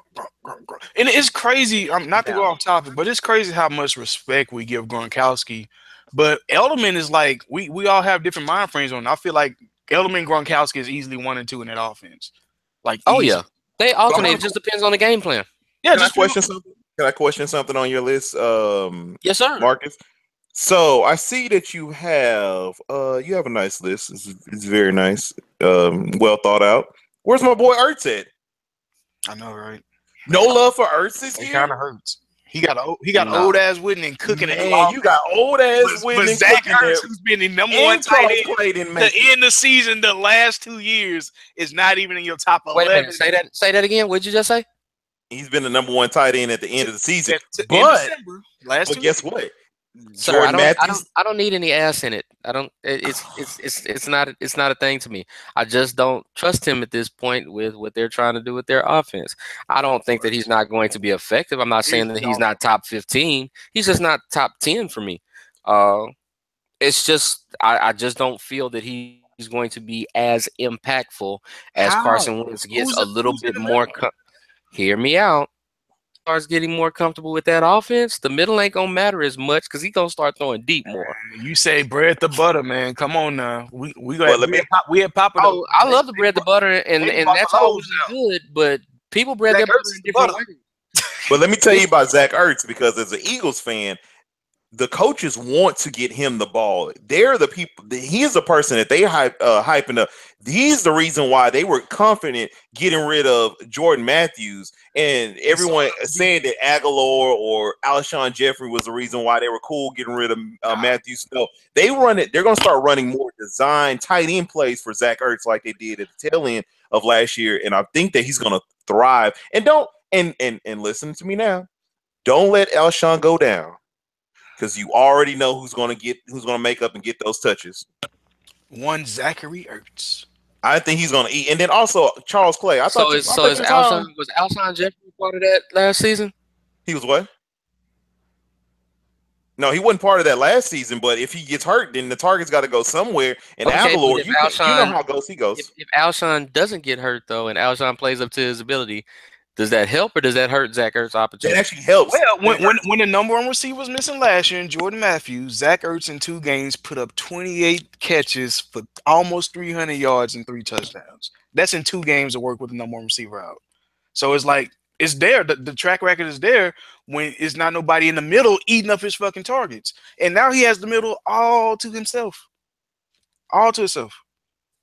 I mean, Zach Ertz would be the one I would throw in there, and then Charles Clay, man, want you to make the top 10? Nah. I mean, he's tight end is arguably one of the most highly concentrated talent and opportunity wise in fantasy football. The difference between number 4 or 5 and number 11 or 12 is minute at best. Exactly. I agree. It's a ton of tight end talent in this league right now, arguably more than we've seen in the last 7 or 8 years of fantasy football. Yeah. You really can't go wrong. Once you get past the top 3, pretty much almost anybody that you pick, you can pretty much hit with under the right circumstances. It's not that big of a difference between boom or bust when it comes to the top 10 list nowadays when it comes to tight end. 5 years ago, well, if you didn't get one of those top 3 or whatever, you pretty much shit out of luck and you had to settle for whatever table scraps. But now, there's so many different teams that prioritize and utilize their tight end so much. Puts it down to, again, like we talked about with the receivers. Once you get to that middle of that rating, it's kind of like personal preference. It's a personal thing, but the guy that I'm just not so sure about right now is Delanie Walker. I mean, with him coming out his mouth and saying he wants to focus more on run blocking, we know what kind of team they are. They still have a lot of mouths to feed with the new receivers. I still feel like he's a top 12 option, but I don't know if he's going to give you those elite numbers. Then a lot of plays last year, he was breaking off on foods. I mean, I don't know if all those big plays are going to be there, especially at his age. He's not a young guy. So, I mean, that's probably the one player I'm most concerned about. And his draft price is still kind of high to be a tight end. I mean, this guy's going like 6th or 7th, and I'm comfortable taking damn near 13 tight ends outside of him, especially at his value. I mean, I'd much rather draft maybe a quarterback at that round, even though I don't take quarterback that high, or get like a 4th receiver or something like that, versus taking a Delanie Walker who may be capped out at 50, maybe 60 catches. And I just don't think that's enough. Man, I can see Delanie getting about 70, man. Mariota loves Delanie Walker. And that's my thing. I look he at loves that same kind of tunnel vision. Mariota has tunnel vision when it comes to Delanie especially Walker. when it comes to the red zone. I mean, but he got so many fun weapons now. I mean, cool. Eric Decker. He does, but he also has to get comfortable and get acclimated with them weapons too. Walker is like his safety blanket / favorite target. And he's quick, and he's good off the block. He was quick last year at age 31. Now he's getting up there now. So I mean, can't complain. You're talking about him like he Antonio Gates or somebody. I mean, really? Y'all talking about Larry Fitzgerald getting up there in age, but he's still. But Larry Fitzgerald is 34, pushing 35, and he's got a lot of tread on his tires. It's a huge difference. And this is a tight end that's been doing the dirty work since the days in San Francisco. So he got a lot of tread on his tires too. But even in Frisco, though, he didn't have. Even in Frisco, he didn't have that much tread taken off his tires because he had other tight ends. He's a great overall tight end, and I love the fact that he wants to run block. The fact that a tight end comes out and I said, "Oh man, I need 20 more receptions." He's like, "Shit, I don't need the ball. Let me run block a little bit more." I'm like, "Shit, I'm cool with that." But as I think this is divisional biais. No, it smells like it a little bit. It smells like divisional. I drafted Delanie Walker plenty times last year. Plenty. See, you heard that? I love. You heard that, Griff? Some of my best friends are Titans. That's what that was. Okay. I love Delanie Walker. I got nothing against. I just wish he watched the season, and I don't hope he. Oh, dang, son. How you really feel? No, outside of that, I mean, I just feel like it's other tight ends whose production you can bank on. Like you said, it's a lot of upcoming tight ends. I mean, would y'all feel comfortable taking Delanie right there in the 6th, or would y'all feel comfortable taking like a CJ Fedor's in the 13th? I mean. That's you like CJ. You see how he threw that shit up there? Do you see the audacity? Do you see the audacity? I'm talking to y'all. I mean, this 2 players I'm not gonna take. Y'all already know that. Oh, that's why you put them in there. Okay. So this around y'all game plan. Like, what would y'all feel more comfortable taking? Me personally, banking on what I've seen with the Titans offense, and yes, they are run heavy, and how they do go to Delanie Walker in the red zone, and how he is utilized as a de facto number 1 wide receiver. I would go with Delanie Walker in the 6th round because Brandon Marshall. Let's not act like Eric Decker ain't have 14 touchdowns also in the red zone. That is true, but Delanie Walker has that rapport. And then also Mariota is coming off an injury. So when you coming off an injury, you're gonna be going to your security blanket, and his security blanket is always going to be Delanie Walker. And we've seen it in the preseason. I mean, Richard Matthew was open wide over in the corner, and he threw it straight to Delanie Walker, covered by somebody. I was like, oh, well, that just shows him there. Delanie Walker's going to kill it. Walker wasn't going to try to drop that either. So exactly, you know. Oh, poor show. That is true. All right. Griff, break down that 10 for me. Or 11. Oh, I got that. Let me see. I got Gronk at number 1, like always. Travis Kelce, because I am high on Travis Kelce. Greg Olsen, because Cam Mr. Reliable. is, Mr. Reliable. Jordan Reed, if healthy, number 4. Zach Ertz, I am high on Zach Ertz. He can make that leap to number 4 in my opinion. Biased pick. Oh, that is very biased pick. No, not really. But I see it. It's like it's certain players that I see. What I want to say, like a fantasy explosion for this year, and that's why I have the Terrell Pryors and I have the Michael Thomas, or Eli. I have him have an explosion, or I have Zach, or I have what's his name? Don't forget Tom Brady, because that's shit you keep talking. Everybody knows that's a fantasy football gasm right there. 65 touchdowns this year. He got a fantasy football gasm right there. And need a cigarette and some moist towelettes after that shit. Hey, Okay, now let's stop playing around. Now we know Tom Brady's going to throw for 100 touchdowns this year. He's going to just shatter all types of records. We already know how it's going to go. Oh my God! Just say no. You must got that mad. Yeah, I got that man. He gonna throw like what, 5 touchdowns a game? You must have picked up your copy early. You got the gold edition or the regular edition? I got the Tom Brady edition. Oh, okay. The golden edition. The 45 touchdown edition. He got that deflated edition. But then I got Delaney Walker at number 6. I have Jimmy Graham sneaking at number 7. Eifert, he kind of went down a little bit to me because, like me and DeMarcus was talking about, AJ Green, I do see a good bounce back year from him. I kind of want to move Eifert down more. Oh, well, that's just, that's a little bit. That's just some hating blood. I feel like he coughing as soon as we said his name and like popped the shoulder or some shit. Oh damn, man! Okay. He got a little motivation now. I said his 13 touchdowns. I'm gonna remember you said that. Yeah, can he play 13 games though? Shit, he gave us 4 last year. God damn. But he was coming off an injury. I always hurt though. Oh Lord, let me keep going. I have number 9 for your boy. I got Martellus Bennett. I give a little love to Martellus. He gonna come on. He can come on. Marcus kind of swayed my opinion because he did bring up the fact that last year that he did play fairly well in the cold games, but even though Gronk was out, and like you said, I see Devontae Adams getting his, Jordy getting his, Bennett is going to slide in and get his, and if he can give me 7 touchdowns in 600, 700 yards and maybe 50, 60 pitches, that's good. That sounds like number 9. To me, I think just off logic and looking at the trickle down effect and stuff like that, I think that he's the guy that's most readily available and equipped to get that third option in that offense as far as the receiving game goes. He's gonna take it from Cobb, in my opinion. Like I like Cobb. I don't really think that it's Cobb's for him to take it from. I mean, I think it's literally wide open at this point. I just think that Martellus is going to be the guy that's most reliable in that regard. And if the preseason is any indication, him and Aaron are quite fond of each other.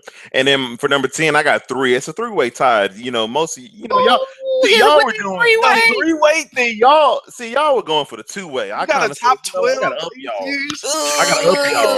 I got to up y'all a little bit. I got Hunter Henry. I have Rudolph, and I have Charles Clay, because Charles Clay is going to be the de facto number 1. You saw the report last year that he had with Tyrod Taylor, and then Charles Clay. You see in the preseason, Tyrod is throwing to him anytime he can. So I think Charles Clay, his life depends on it. Exactly. And he's throwing everything. I'm talking about like there was one play that he had with Charles Clay, and Charles Clay made a acrobatic catch that I've never seen Charles Clay do. He did a dive out catch, and I said, if Charles Clay can do that during a year, I'm good to go. I feel like he's going to mess around and have a top 6 tight end year. Clay is underrated as far as his overall athletic ability and skill set are concerned. He's a good tight end.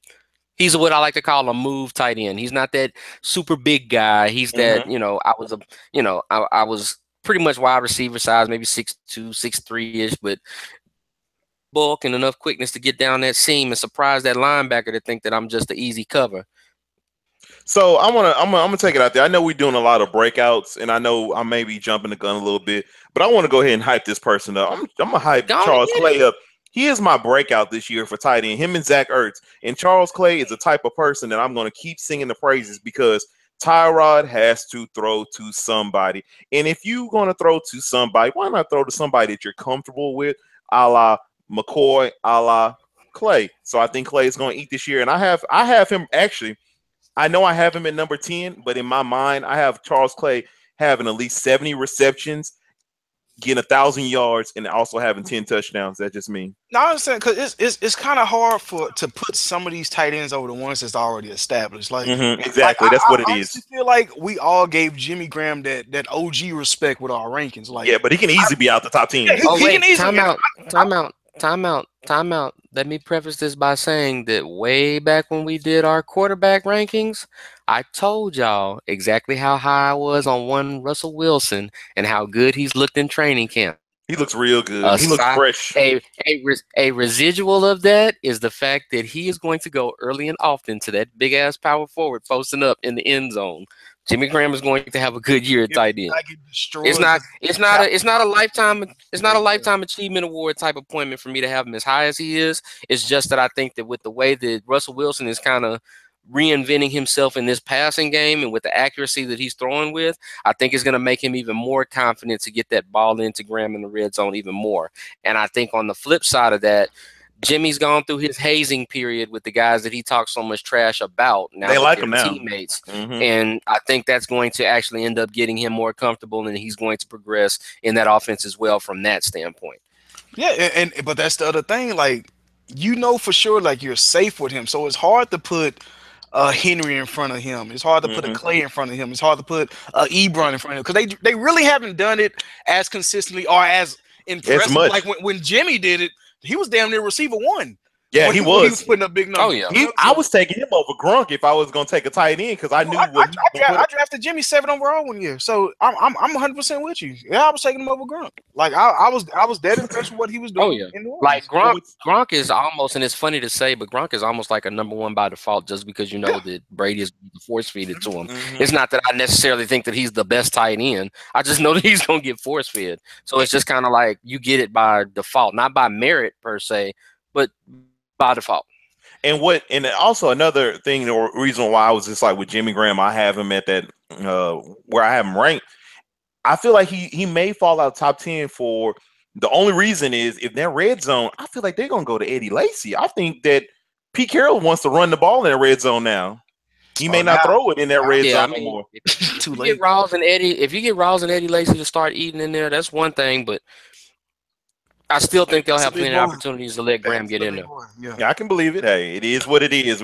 I just can't. Oh, I'm so hyped up for this season. It's going to be a real good season. And you know what? We say that, we say that, but let me not disrespect the man and give him his props as well, because contrary to what his size may suggest, Jimmy Graham can stretch some long touchdowns too. I will give him credit on that. They don't all have to be. It don't all have to be. He's gone. And that's why I think that he still maintains that just on the fringe of top 5, if not top 5 status, is because he's one of those few tight ends that you know that's big, strong, fast, can stretch the seam, can get you a 50-yard touchdown just as good as he can get you that 5 or 10-yard touchdown from the red zone. And I think that's part of what makes him dangerous as a total package tight end. No, I'm with you 100%, but I still feel like Jimmy Graham and Tyler Eifert, those are the watermark tight ends. What I mean by that, when you see them come off the board, that's when you see who's available. Like those are the ones that open up your eyes. It's like, wait, can I get a tight end yet? You know what I'm saying? So it's like you got to see what's coming after that, and that's why I just started at the end of my list. Like number 8 got Rudolph, 9 Henry, 10 Ebron. I feel like those are the guys. I got Zach Ertz at 4, but you can also get Ebron. You can get Ebron, you can get Henry, you can get all those guys after the 7th round. And Ebron just be getting hurt, man. He just can't never stay healthy. Ebron is an 11th round pick, and he may not be the only tight end I have. If I get an Ebron, I'm definitely gonna get like a Clay or Severian. I'm taking Chad Clay. You know what I'm saying? So I'm gonna get a second person just to make sure, because Ebron's hurt right now. But I still feel like he has a lot of talent, and he's good and terrible. Good and hurt. All right, Wilson, would you rather have Ebron or Jeffrey? You got to pick one. Ebron or Jeffrey who? Ebron or Alshon Jeffrey? If you have to pick one. Ooh. I'll pick Alshon Jeffrey just off the opportunity. There you go. What opportunity when you got Ertz up in that middle? Ebron is the one that's going to be dominating those goal line targets, my brother. Blah. I think it's going to be a Abdullah show in the red zone. Boy, Detroit? Abdullah 5'8" ass is not gonna be dominating. Can you say Golden Tate in the red zone? Man, no. Golden Tate everywhere. Golden Tate, unbeknownst to most people, unbeknownst to most people, though, Golden Tate learned a lot when he had his time there with Anquan Bolden, and it showed in the way that he played last year. Matthew Stafford is comfortable going to Golden Tate anywhere on the, including the red zone. That's why he made my top 20. That's Ebron's job, my brother. No, and see, we say that's Ebron's job, but you know what? Marcus makes a great point because last year, especially in Italian, Tate was taking a whole bunch of slants in the goal line and really catching for touchdowns. And if he's doing that, or he tries to play, I guess, post up or something that Anquan loves to do, man, he may eat. He may eat, or Matthew Stafford may just truck a few in. You never know. Nah, it's gonna need, bro. But what's gonna be some good? What's gonna be some good values? Oh, let me get my. Can I get? We doing value picks or we doing sleepers? I hopped on the value. It's kind of like the same thing. Yeah, it's the same. I mean, it's pretty much the same thing. Yeah, if you're not getting the top 10, you getting value picks because you better get Charles Clay. Charles Clay after the top 10, everybody else is going like after round 9, after round 10. Charles Clay and Zach Ertz made my value rounds. My value rounds is Charles Clay and Zach Miller. I think Zach Miller, he showed me enough last year that I liked his game and I like the way he moves out there. My value is actually free, and this is just if you just can't find nobody. Austin Seferian-Jenkins, he's gonna be suspended for the first couple games, but we talked about Robbie Anderson being the target. Seferian-Jenkins have a damn good Austin Seferian-Jenkins. I'm saying who because he always goes out of nowhere. He goes ghost. That dude is. I'd say, but it's nobody on the Jets. He's the best. He's the best pass. I mean, it's one of those things by default. Yeah. Block out.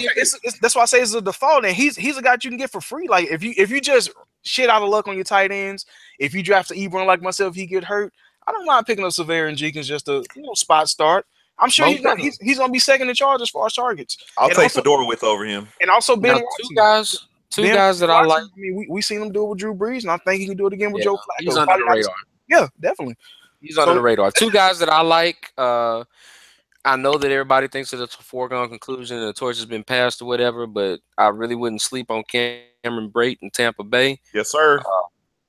I still think OJ has to earn that spot, and I don't think as of right now that he's earned that spot. I still think Brate has a lot to offer, and even if they end up splitting out in 2 tight end sets, he can still eat.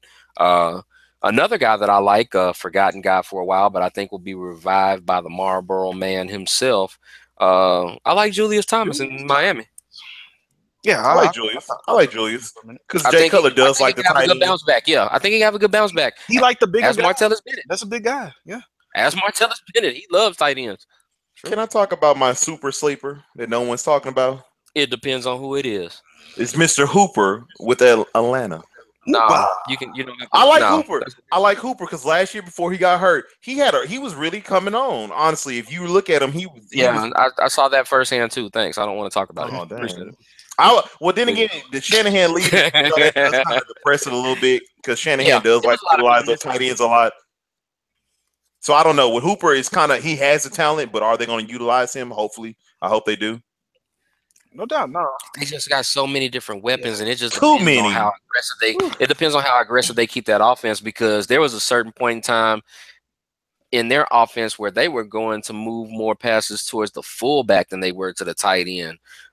It's just one of those. Yeah, it was just one of those things. Like, damn, dude, like, what's going on here, man?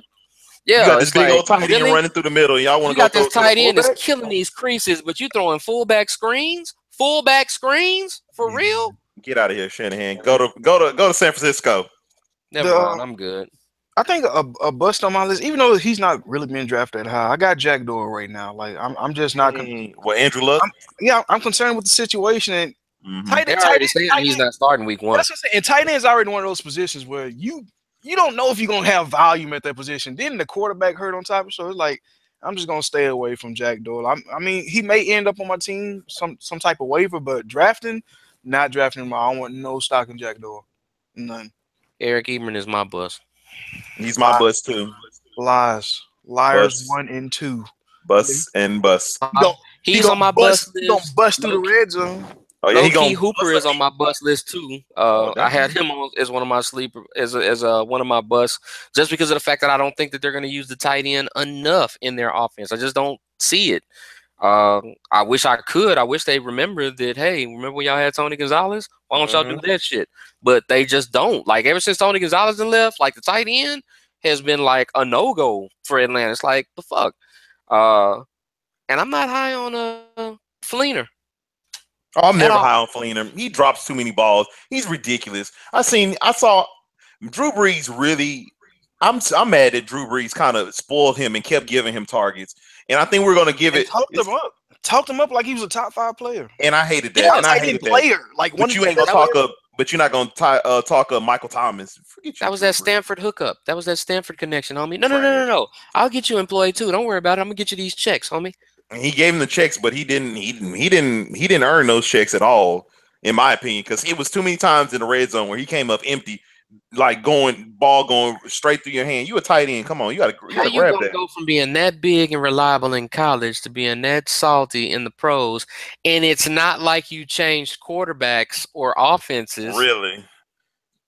I don't know. That guy right there pisses me off, son. But if I had a bus, I would like to put. I know he's in my top 10. He is in my on that tie for the number 10. I'm gonna put Rudolph in my bus. As good as I like Rudolph, God, how could you? The only reason why I have him as a bus is because, like you said earlier, is that the Vikings are very conservative and they are not throwing the ball to Rudolph as consistently as they should and checking down to him enough. And I think Cook is gonna eat a lot of his targets. Bastards on my bench. Yeah, I think Cook is really going to eat a lot of targets that people were expecting to go to the Rudolphs or going to the Diggs. And I just think, I don't know, maybe I'm just too high on Cooks. But I mean, Cook, in my opinion, I feel like he may finish in the top 10 running back, in my opinion. Running back is okay. Now let's bear in mind real quick before we go on this whole Kyle Rudolph tangent. And as a Packers fan, it kills me to say this, but you have to understand part of the reason why I'm super high on Rudolph is the fact that the Vikings are super conservative. That's true. In that conservative offense, he caught 83 passes last year. 83. That is true. He's not going to have that much of a drop off. I guarantee. That's what I said. That's the only reason why I said Cook. Cook is going to eat into that production because that's a running back that they didn't. Cook can eat into the production, but it's still not going to slow down the overall total. He may lose 10 of those catches, but he won't lose any of the touchdowns. So you're still looking at 70 catches and 7 touchdowns. Out of a tight end, that's top 10. Easy. I can believe it, man, but I just feel like the Vikings are going to be run heavy this year. I think they're really going to. Oh, they will, but that's the thing about it, though. When we look at that traditionally with any other team, when we look at that consequence, we're like, okay, well, the receivers are going to suffer. But the thing that makes it so funny about the Vikings and with what Mike Zimmer does, and more importantly, with what Sam Bradford does, when they go ultra conservative like that, that means that he's no longer looking downfield. He's looking across those seams and in those zones, and that's where Kyle Rudolph lives. That's why he's going to continue to eat no matter whether they expand or even shrink the offense even more in the passing game. It just means that his targets are going to look heavier because everybody else's targets are going to decrease. Thielen and Diggs aren't going to get as many targets, but Rudolph is still going to get the same number of targets. Rudolph the red-nosed reindeer. Best route runner they got. Diggs gonna get his, my brother. Yeah, Diggs is gonna get his, but it's gonna be in that Percy Harvin style, man. It's gonna be boom or bust. I hate that for the kid because if he was playing, if he was in Chicago, he'd be a super duper. He'd be a star. He'd be a super duper star because they would feed him in he play every single spot on the field. They give him jet sweeps, they put him in the slot, they put him out wide, they put him in a return game, and all we would hear about is, man, this kid is killing it. But because of the fact that he's in Minnesota and what they do and how they choose to do it, he's gonna get a few opportunities, but we're always gonna be selfish and be like, man, you could give that shit to him again. Man, why y'all not giving it? Give it back to him again. It's the headache that I had to deal with because I actually had him on 2 of my teams last season, and I was like, why don't y'all give him the ball more? And another thing about Rudolph that I also took in consideration, this is why he made my bust list. He suffers from a lot of concussions, and when he gets his concussions, he's out for a couple of games. Yeah, that was another knock about him, and that's why I kind of thought that he was going to contemplate retiring because he kept having those recurring concussions with the Jordan Reeds and Kyle Rudolphs, and I was just like, that was kind of a scary thing last year. Where I did grab him, and he would have those concussions that wouldn't just be a game; it would be like 2-3 games. So we'll see. But I can see him really. He has a talent to be a top 10, if not top 5, honestly. Definitely. You know, I got a surprising person on my breakout. I mean, 2 of them are legit, but one of them I'm still kind of iffy about. But I love the opportunity that he's going to have. No, of course not. My man Vance McDonald. You know, I took a couple chances on him last year. He had Rice University. He had some solid games. I love the hands. I like him. I think he's in the perfect system. You know, we always talk about people being in the right system. I don't think that system fit him last year, and he was still pretty damn productive on some weeks. He sure was. He took one route to the house. It was like what, 80 yards? Yeah, like an 80-yard touchdown. So I can move. I feel Shanahan is going to be able to. This is like that chess piece player. I know they got Garcon. Tight end. Garcon is going to be the number 1 option, but this guy you can put all over the formation. He can line up in the backfield. He can line up at slot. Outside, he can line up in his regular tight end position. So he's like that sneaky breakout. Like if you just have nothing else on the waiver wire on your team, you can always grab a Vance McDonald, and he's going to have at least, I want to say, 7 top 10 weeks minimum. And you have to remember that he also has Brian Hoyer, who loves the tight end. Brian Hoyer loved Fedorowicz and Griffin. He loved Zach Miller last year, and he loves and he also liked what's his name? What's the dude name? They got cut from the Browns. I know who you're talking about. I almost said Jordan Cameron. Not Jordan Cameron, but it was Jordan Cameron. That's who they had. They had Jordan. They had he didn't. I know who you had. They did they did have Jordan when Hoyer was there. Jordan Cameron was the quote unquote star of the team. It wasn't Gary Barnidge. Gary Barnidge? No, listen. Gary Barnidge had his coming out years with Johnny Football, but with Brian Hoyer, it was Jordan Cameron. Cameron was in Miami. No, remember Jordan Cameron was with the Browns. Trust me, Jordan Cameron was on my squad. Barnidge's breakout year was 2 years ago. That was under Hoyer, wasn't it? Yeah, that was under. I thought it was under Johnny Football. No, that was 2 years ago. He had the 79 catches, 4,000 yards. That was with Hoyer. Yeah, that was 2 years ago. Yeah, that was with Hoyer, man. But yeah, like but it's the same pedigree. It's the same thing. He loves his tight ends. That's what it all comes down to. So now, for me, as far as a breakout, and well, it's just me guesstimating and kind of hoping, but I kind of see it almost by default because they really don't have anything in place in front of him. And I'm really intrigued by his skill set and seeing how he does. But I like the kid Njoku in Cleveland from I love him. If I think that he fits well in that offense, and I think he's going to get tons of opportunities because he really doesn't have anybody in front of him to really kind of keep him. See, he's a receiver and not a blocking tight end. Yeah.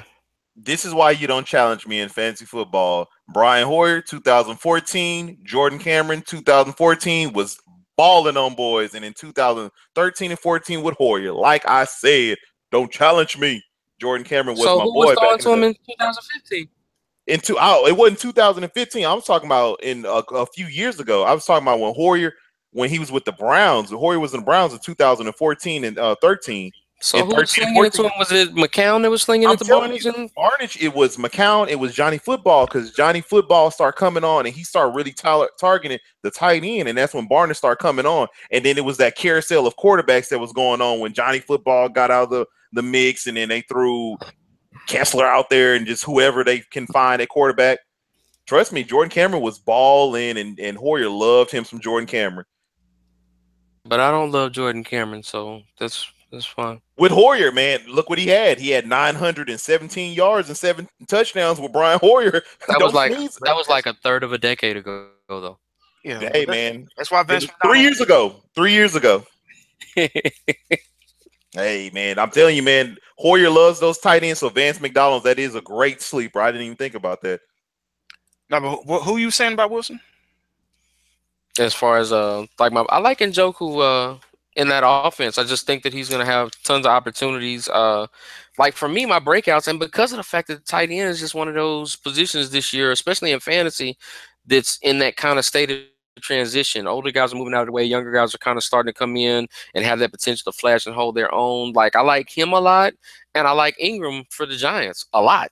I just think that he's going to get a ton of opportunities, kind of almost by default. And the one thing that helps him out too is if Sterling Shepard has to miss any extended period of time, that dude's opportunities and touches are going to go through the roof because he's going to be that guy in the slot and in the seam. He's pretty much a slot receiver as it is. Yeah, that they just conveniently tight ends just call a tight end. Yeah, they came out this draft. And my one last tight end that I like to throw a little love to is the outlaw. You know, the outlaw Jesse James. I feel like he's gonna feel. I like that kid. I just don't think he's gonna get enough touches, man. I don't trust him to get enough touches. See, I think he's gonna eat there. They got a true big three that's gonna eat all their production. I like Jesse James. Watch him. The only way Jesse James eats is if the number 2 receivers don't pan out. And I don't see Matata. Oh, I do not like Martavis Bryant at all. That should have been my pick. Juju, and I like Coates. I do like Juju. I don't like Coates because he drops the ball too much.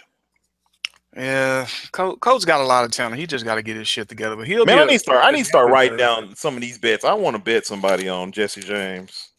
Well, bet on what? What you betting? Like, we can't start Jesse James. Like, I'm not gonna start him, but I'm just saying that he's gonna have a good season. But define a good season. Yeah, I can easily see him getting like 40 catches, maybe getting 600 yards, and maybe sneaking off and getting 6 touchdowns. I see him having that type of year. 40, 606 touchdowns. Mm-hmm. So you want to go double or nothing on your fajita bet? Man, you might as well throw that shrimp up in there. I want to go for that Jesse James. So 40, at least 40 catches, at least 600 yards, and 6 touchdowns. Man, let's go down to 500 yards. Sir, I want to take it. I'll take that flight, man. I'll take that flight. You ain't got no. I want it as originally stated. I am the man of 4,606. That's it. I'm gonna take it. Fine, give it to me. I'll take it. I like Jesse James. Okay, I'll take it. Tom Brady, 45 touchdowns. Tyrod. Now, DeMarcus, I'm about to ruin my diet for one weekend. Just to go ham on him. I'm about to get this all you can eat fajitas. Hold on. You know what? DeMarcus owes you fajitas for Sammy Watkins because I bet you on Tyrod. I never said nothing about Sammy. We betted Tyrod. You said no. I said Sammy's gonna eat up in that bet. No, but I could have sworn that you bet with what's his name? That it was Sammy Watkins and who else was it? I'm gonna go back and listen to one of our podcasts. Okay, you know what? You only had T-Mobile. I was with you on the T-Mobile. I was. You know what, Griff? Because I love you, I'm gonna give you a chance to reconsider this. Now, bear in mind, last season, Jesse James went for 39 catches, 338 yards, and 3 touchdowns. I am going to say 40 catches. Without Martavis Bryant, 40 catches, he's going to get. Oh, the only reason why I say this is because Le'Veon Bell. I feel like, man, I just. Well, Le'Veon Bell said he's going to be back in camp on the first. That's the thing about it. I don't think they're going to utilize Le'Veon Bell as heavily as they did the years prior. As pissed off as they are about him and Big Ben about to leave. Oh, they about to run him because their Super Bowl run. Watch Jesse James. Is the other tight end there though? Is it Ladarius? He's gone. He's gone.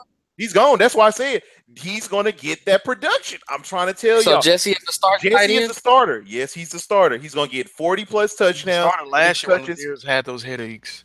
Listen what I say. So 40 plus catches. 500 plus yards, 600. I lowered it to 500 now. We didn't agree. Watch your mouth. We going 500. Well, you know what? I'll be bold. Hey, you're sure? Wait. He got no. You have. Wait. Time out. Let's make sure we got this straight. Let's make sure we got this straight. Are you sure Ladarius Green is no longer with the Steelers? He is an unsigned free agent in 2017. He is not on the Steelers. The last time I checked, they signed him to a 4-year deal for $20 million. And they cut his ass. And they cut him. They cut him? I kid you not. They cut him. They released him on May 18, 2017 because of failed physical designation. He got cut, and I saw that, and I said, you know what? The outlaw is about to come out, guns blazing. Pow! Keith Miller. Whoo! Reincarnate. Hey, can I ask you about this though? Go for it.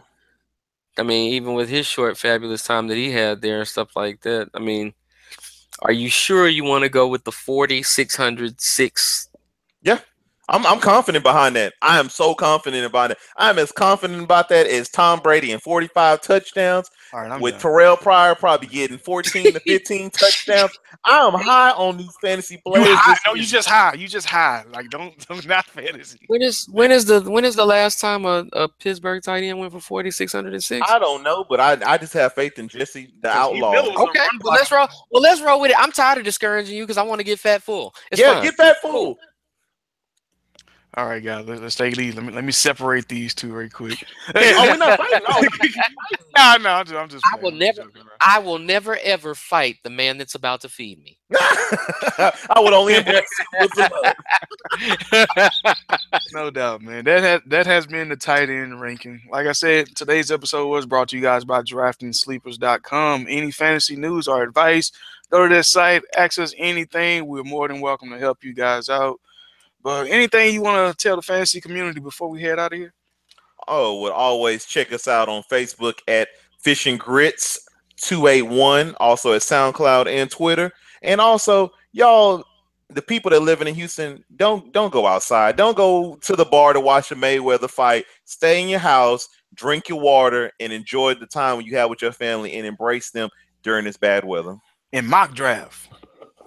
Do mock draft. Oh, if the People power need to goes do out mock this weekend and I have to auto draft on my leagues, I swear I'm going to be pissed. If I miss Game of Thrones and my drafts are messed up because of this weather, I'm gonna be so pissed. You're not missing anything with Game of Thrones, so you'll be all right. You watch your mouth now, son. You watch your mouth. Jon Snow will come and take you out, son. What's the deal Jon with Snow ain't got a boat big enough to make it up here. He rolling with Khaleesi. They gonna come up to your doorstep. What did you say, Marcus? Jon Snow ain't got a boat big enough to navigate these waters to get up here. Oh no, he don't want to That's come fine. through these Houston flood waters. He ain't ready for that. He might roll and a boat might tear up on 45. Like, oh shit. I'll see y'all next week when it dries out. No doubt, no doubt. Well, man, that's gonna be it for the rankings. We wrapped up all our rankings. We may do a little bit of IDP talk next week before we prepare for our draft this coming You better weekend. believe it for all those people that play real fantasy football. Mm. Can't leave out the defenses and the IDPs, pimping. No doubt. Then we're gonna do a 3-hour episode on the kickers of the NFL. We're gonna. Oh yeah, man. I'm gonna be talking about how Aguayo. I want to talk about how Aguayo got cut and then he got picked up by the Bears. And That's how why the Justin Bears are Tucker- depressing. Justin Tucker should be your first round pick. We're gonna You know what I'm give y'all saying? we're gonna give y'all That's the all County is a Hall of Fame fantasy Ben football Terry, pick, you know, homie. if anybody gonna score on the Colts offense, it's gonna be him. You know But what I'm saying? on a serious note, people, as for now, this has been Fish and Grits, and you guys have just been served. Y'all enjoy. Peace.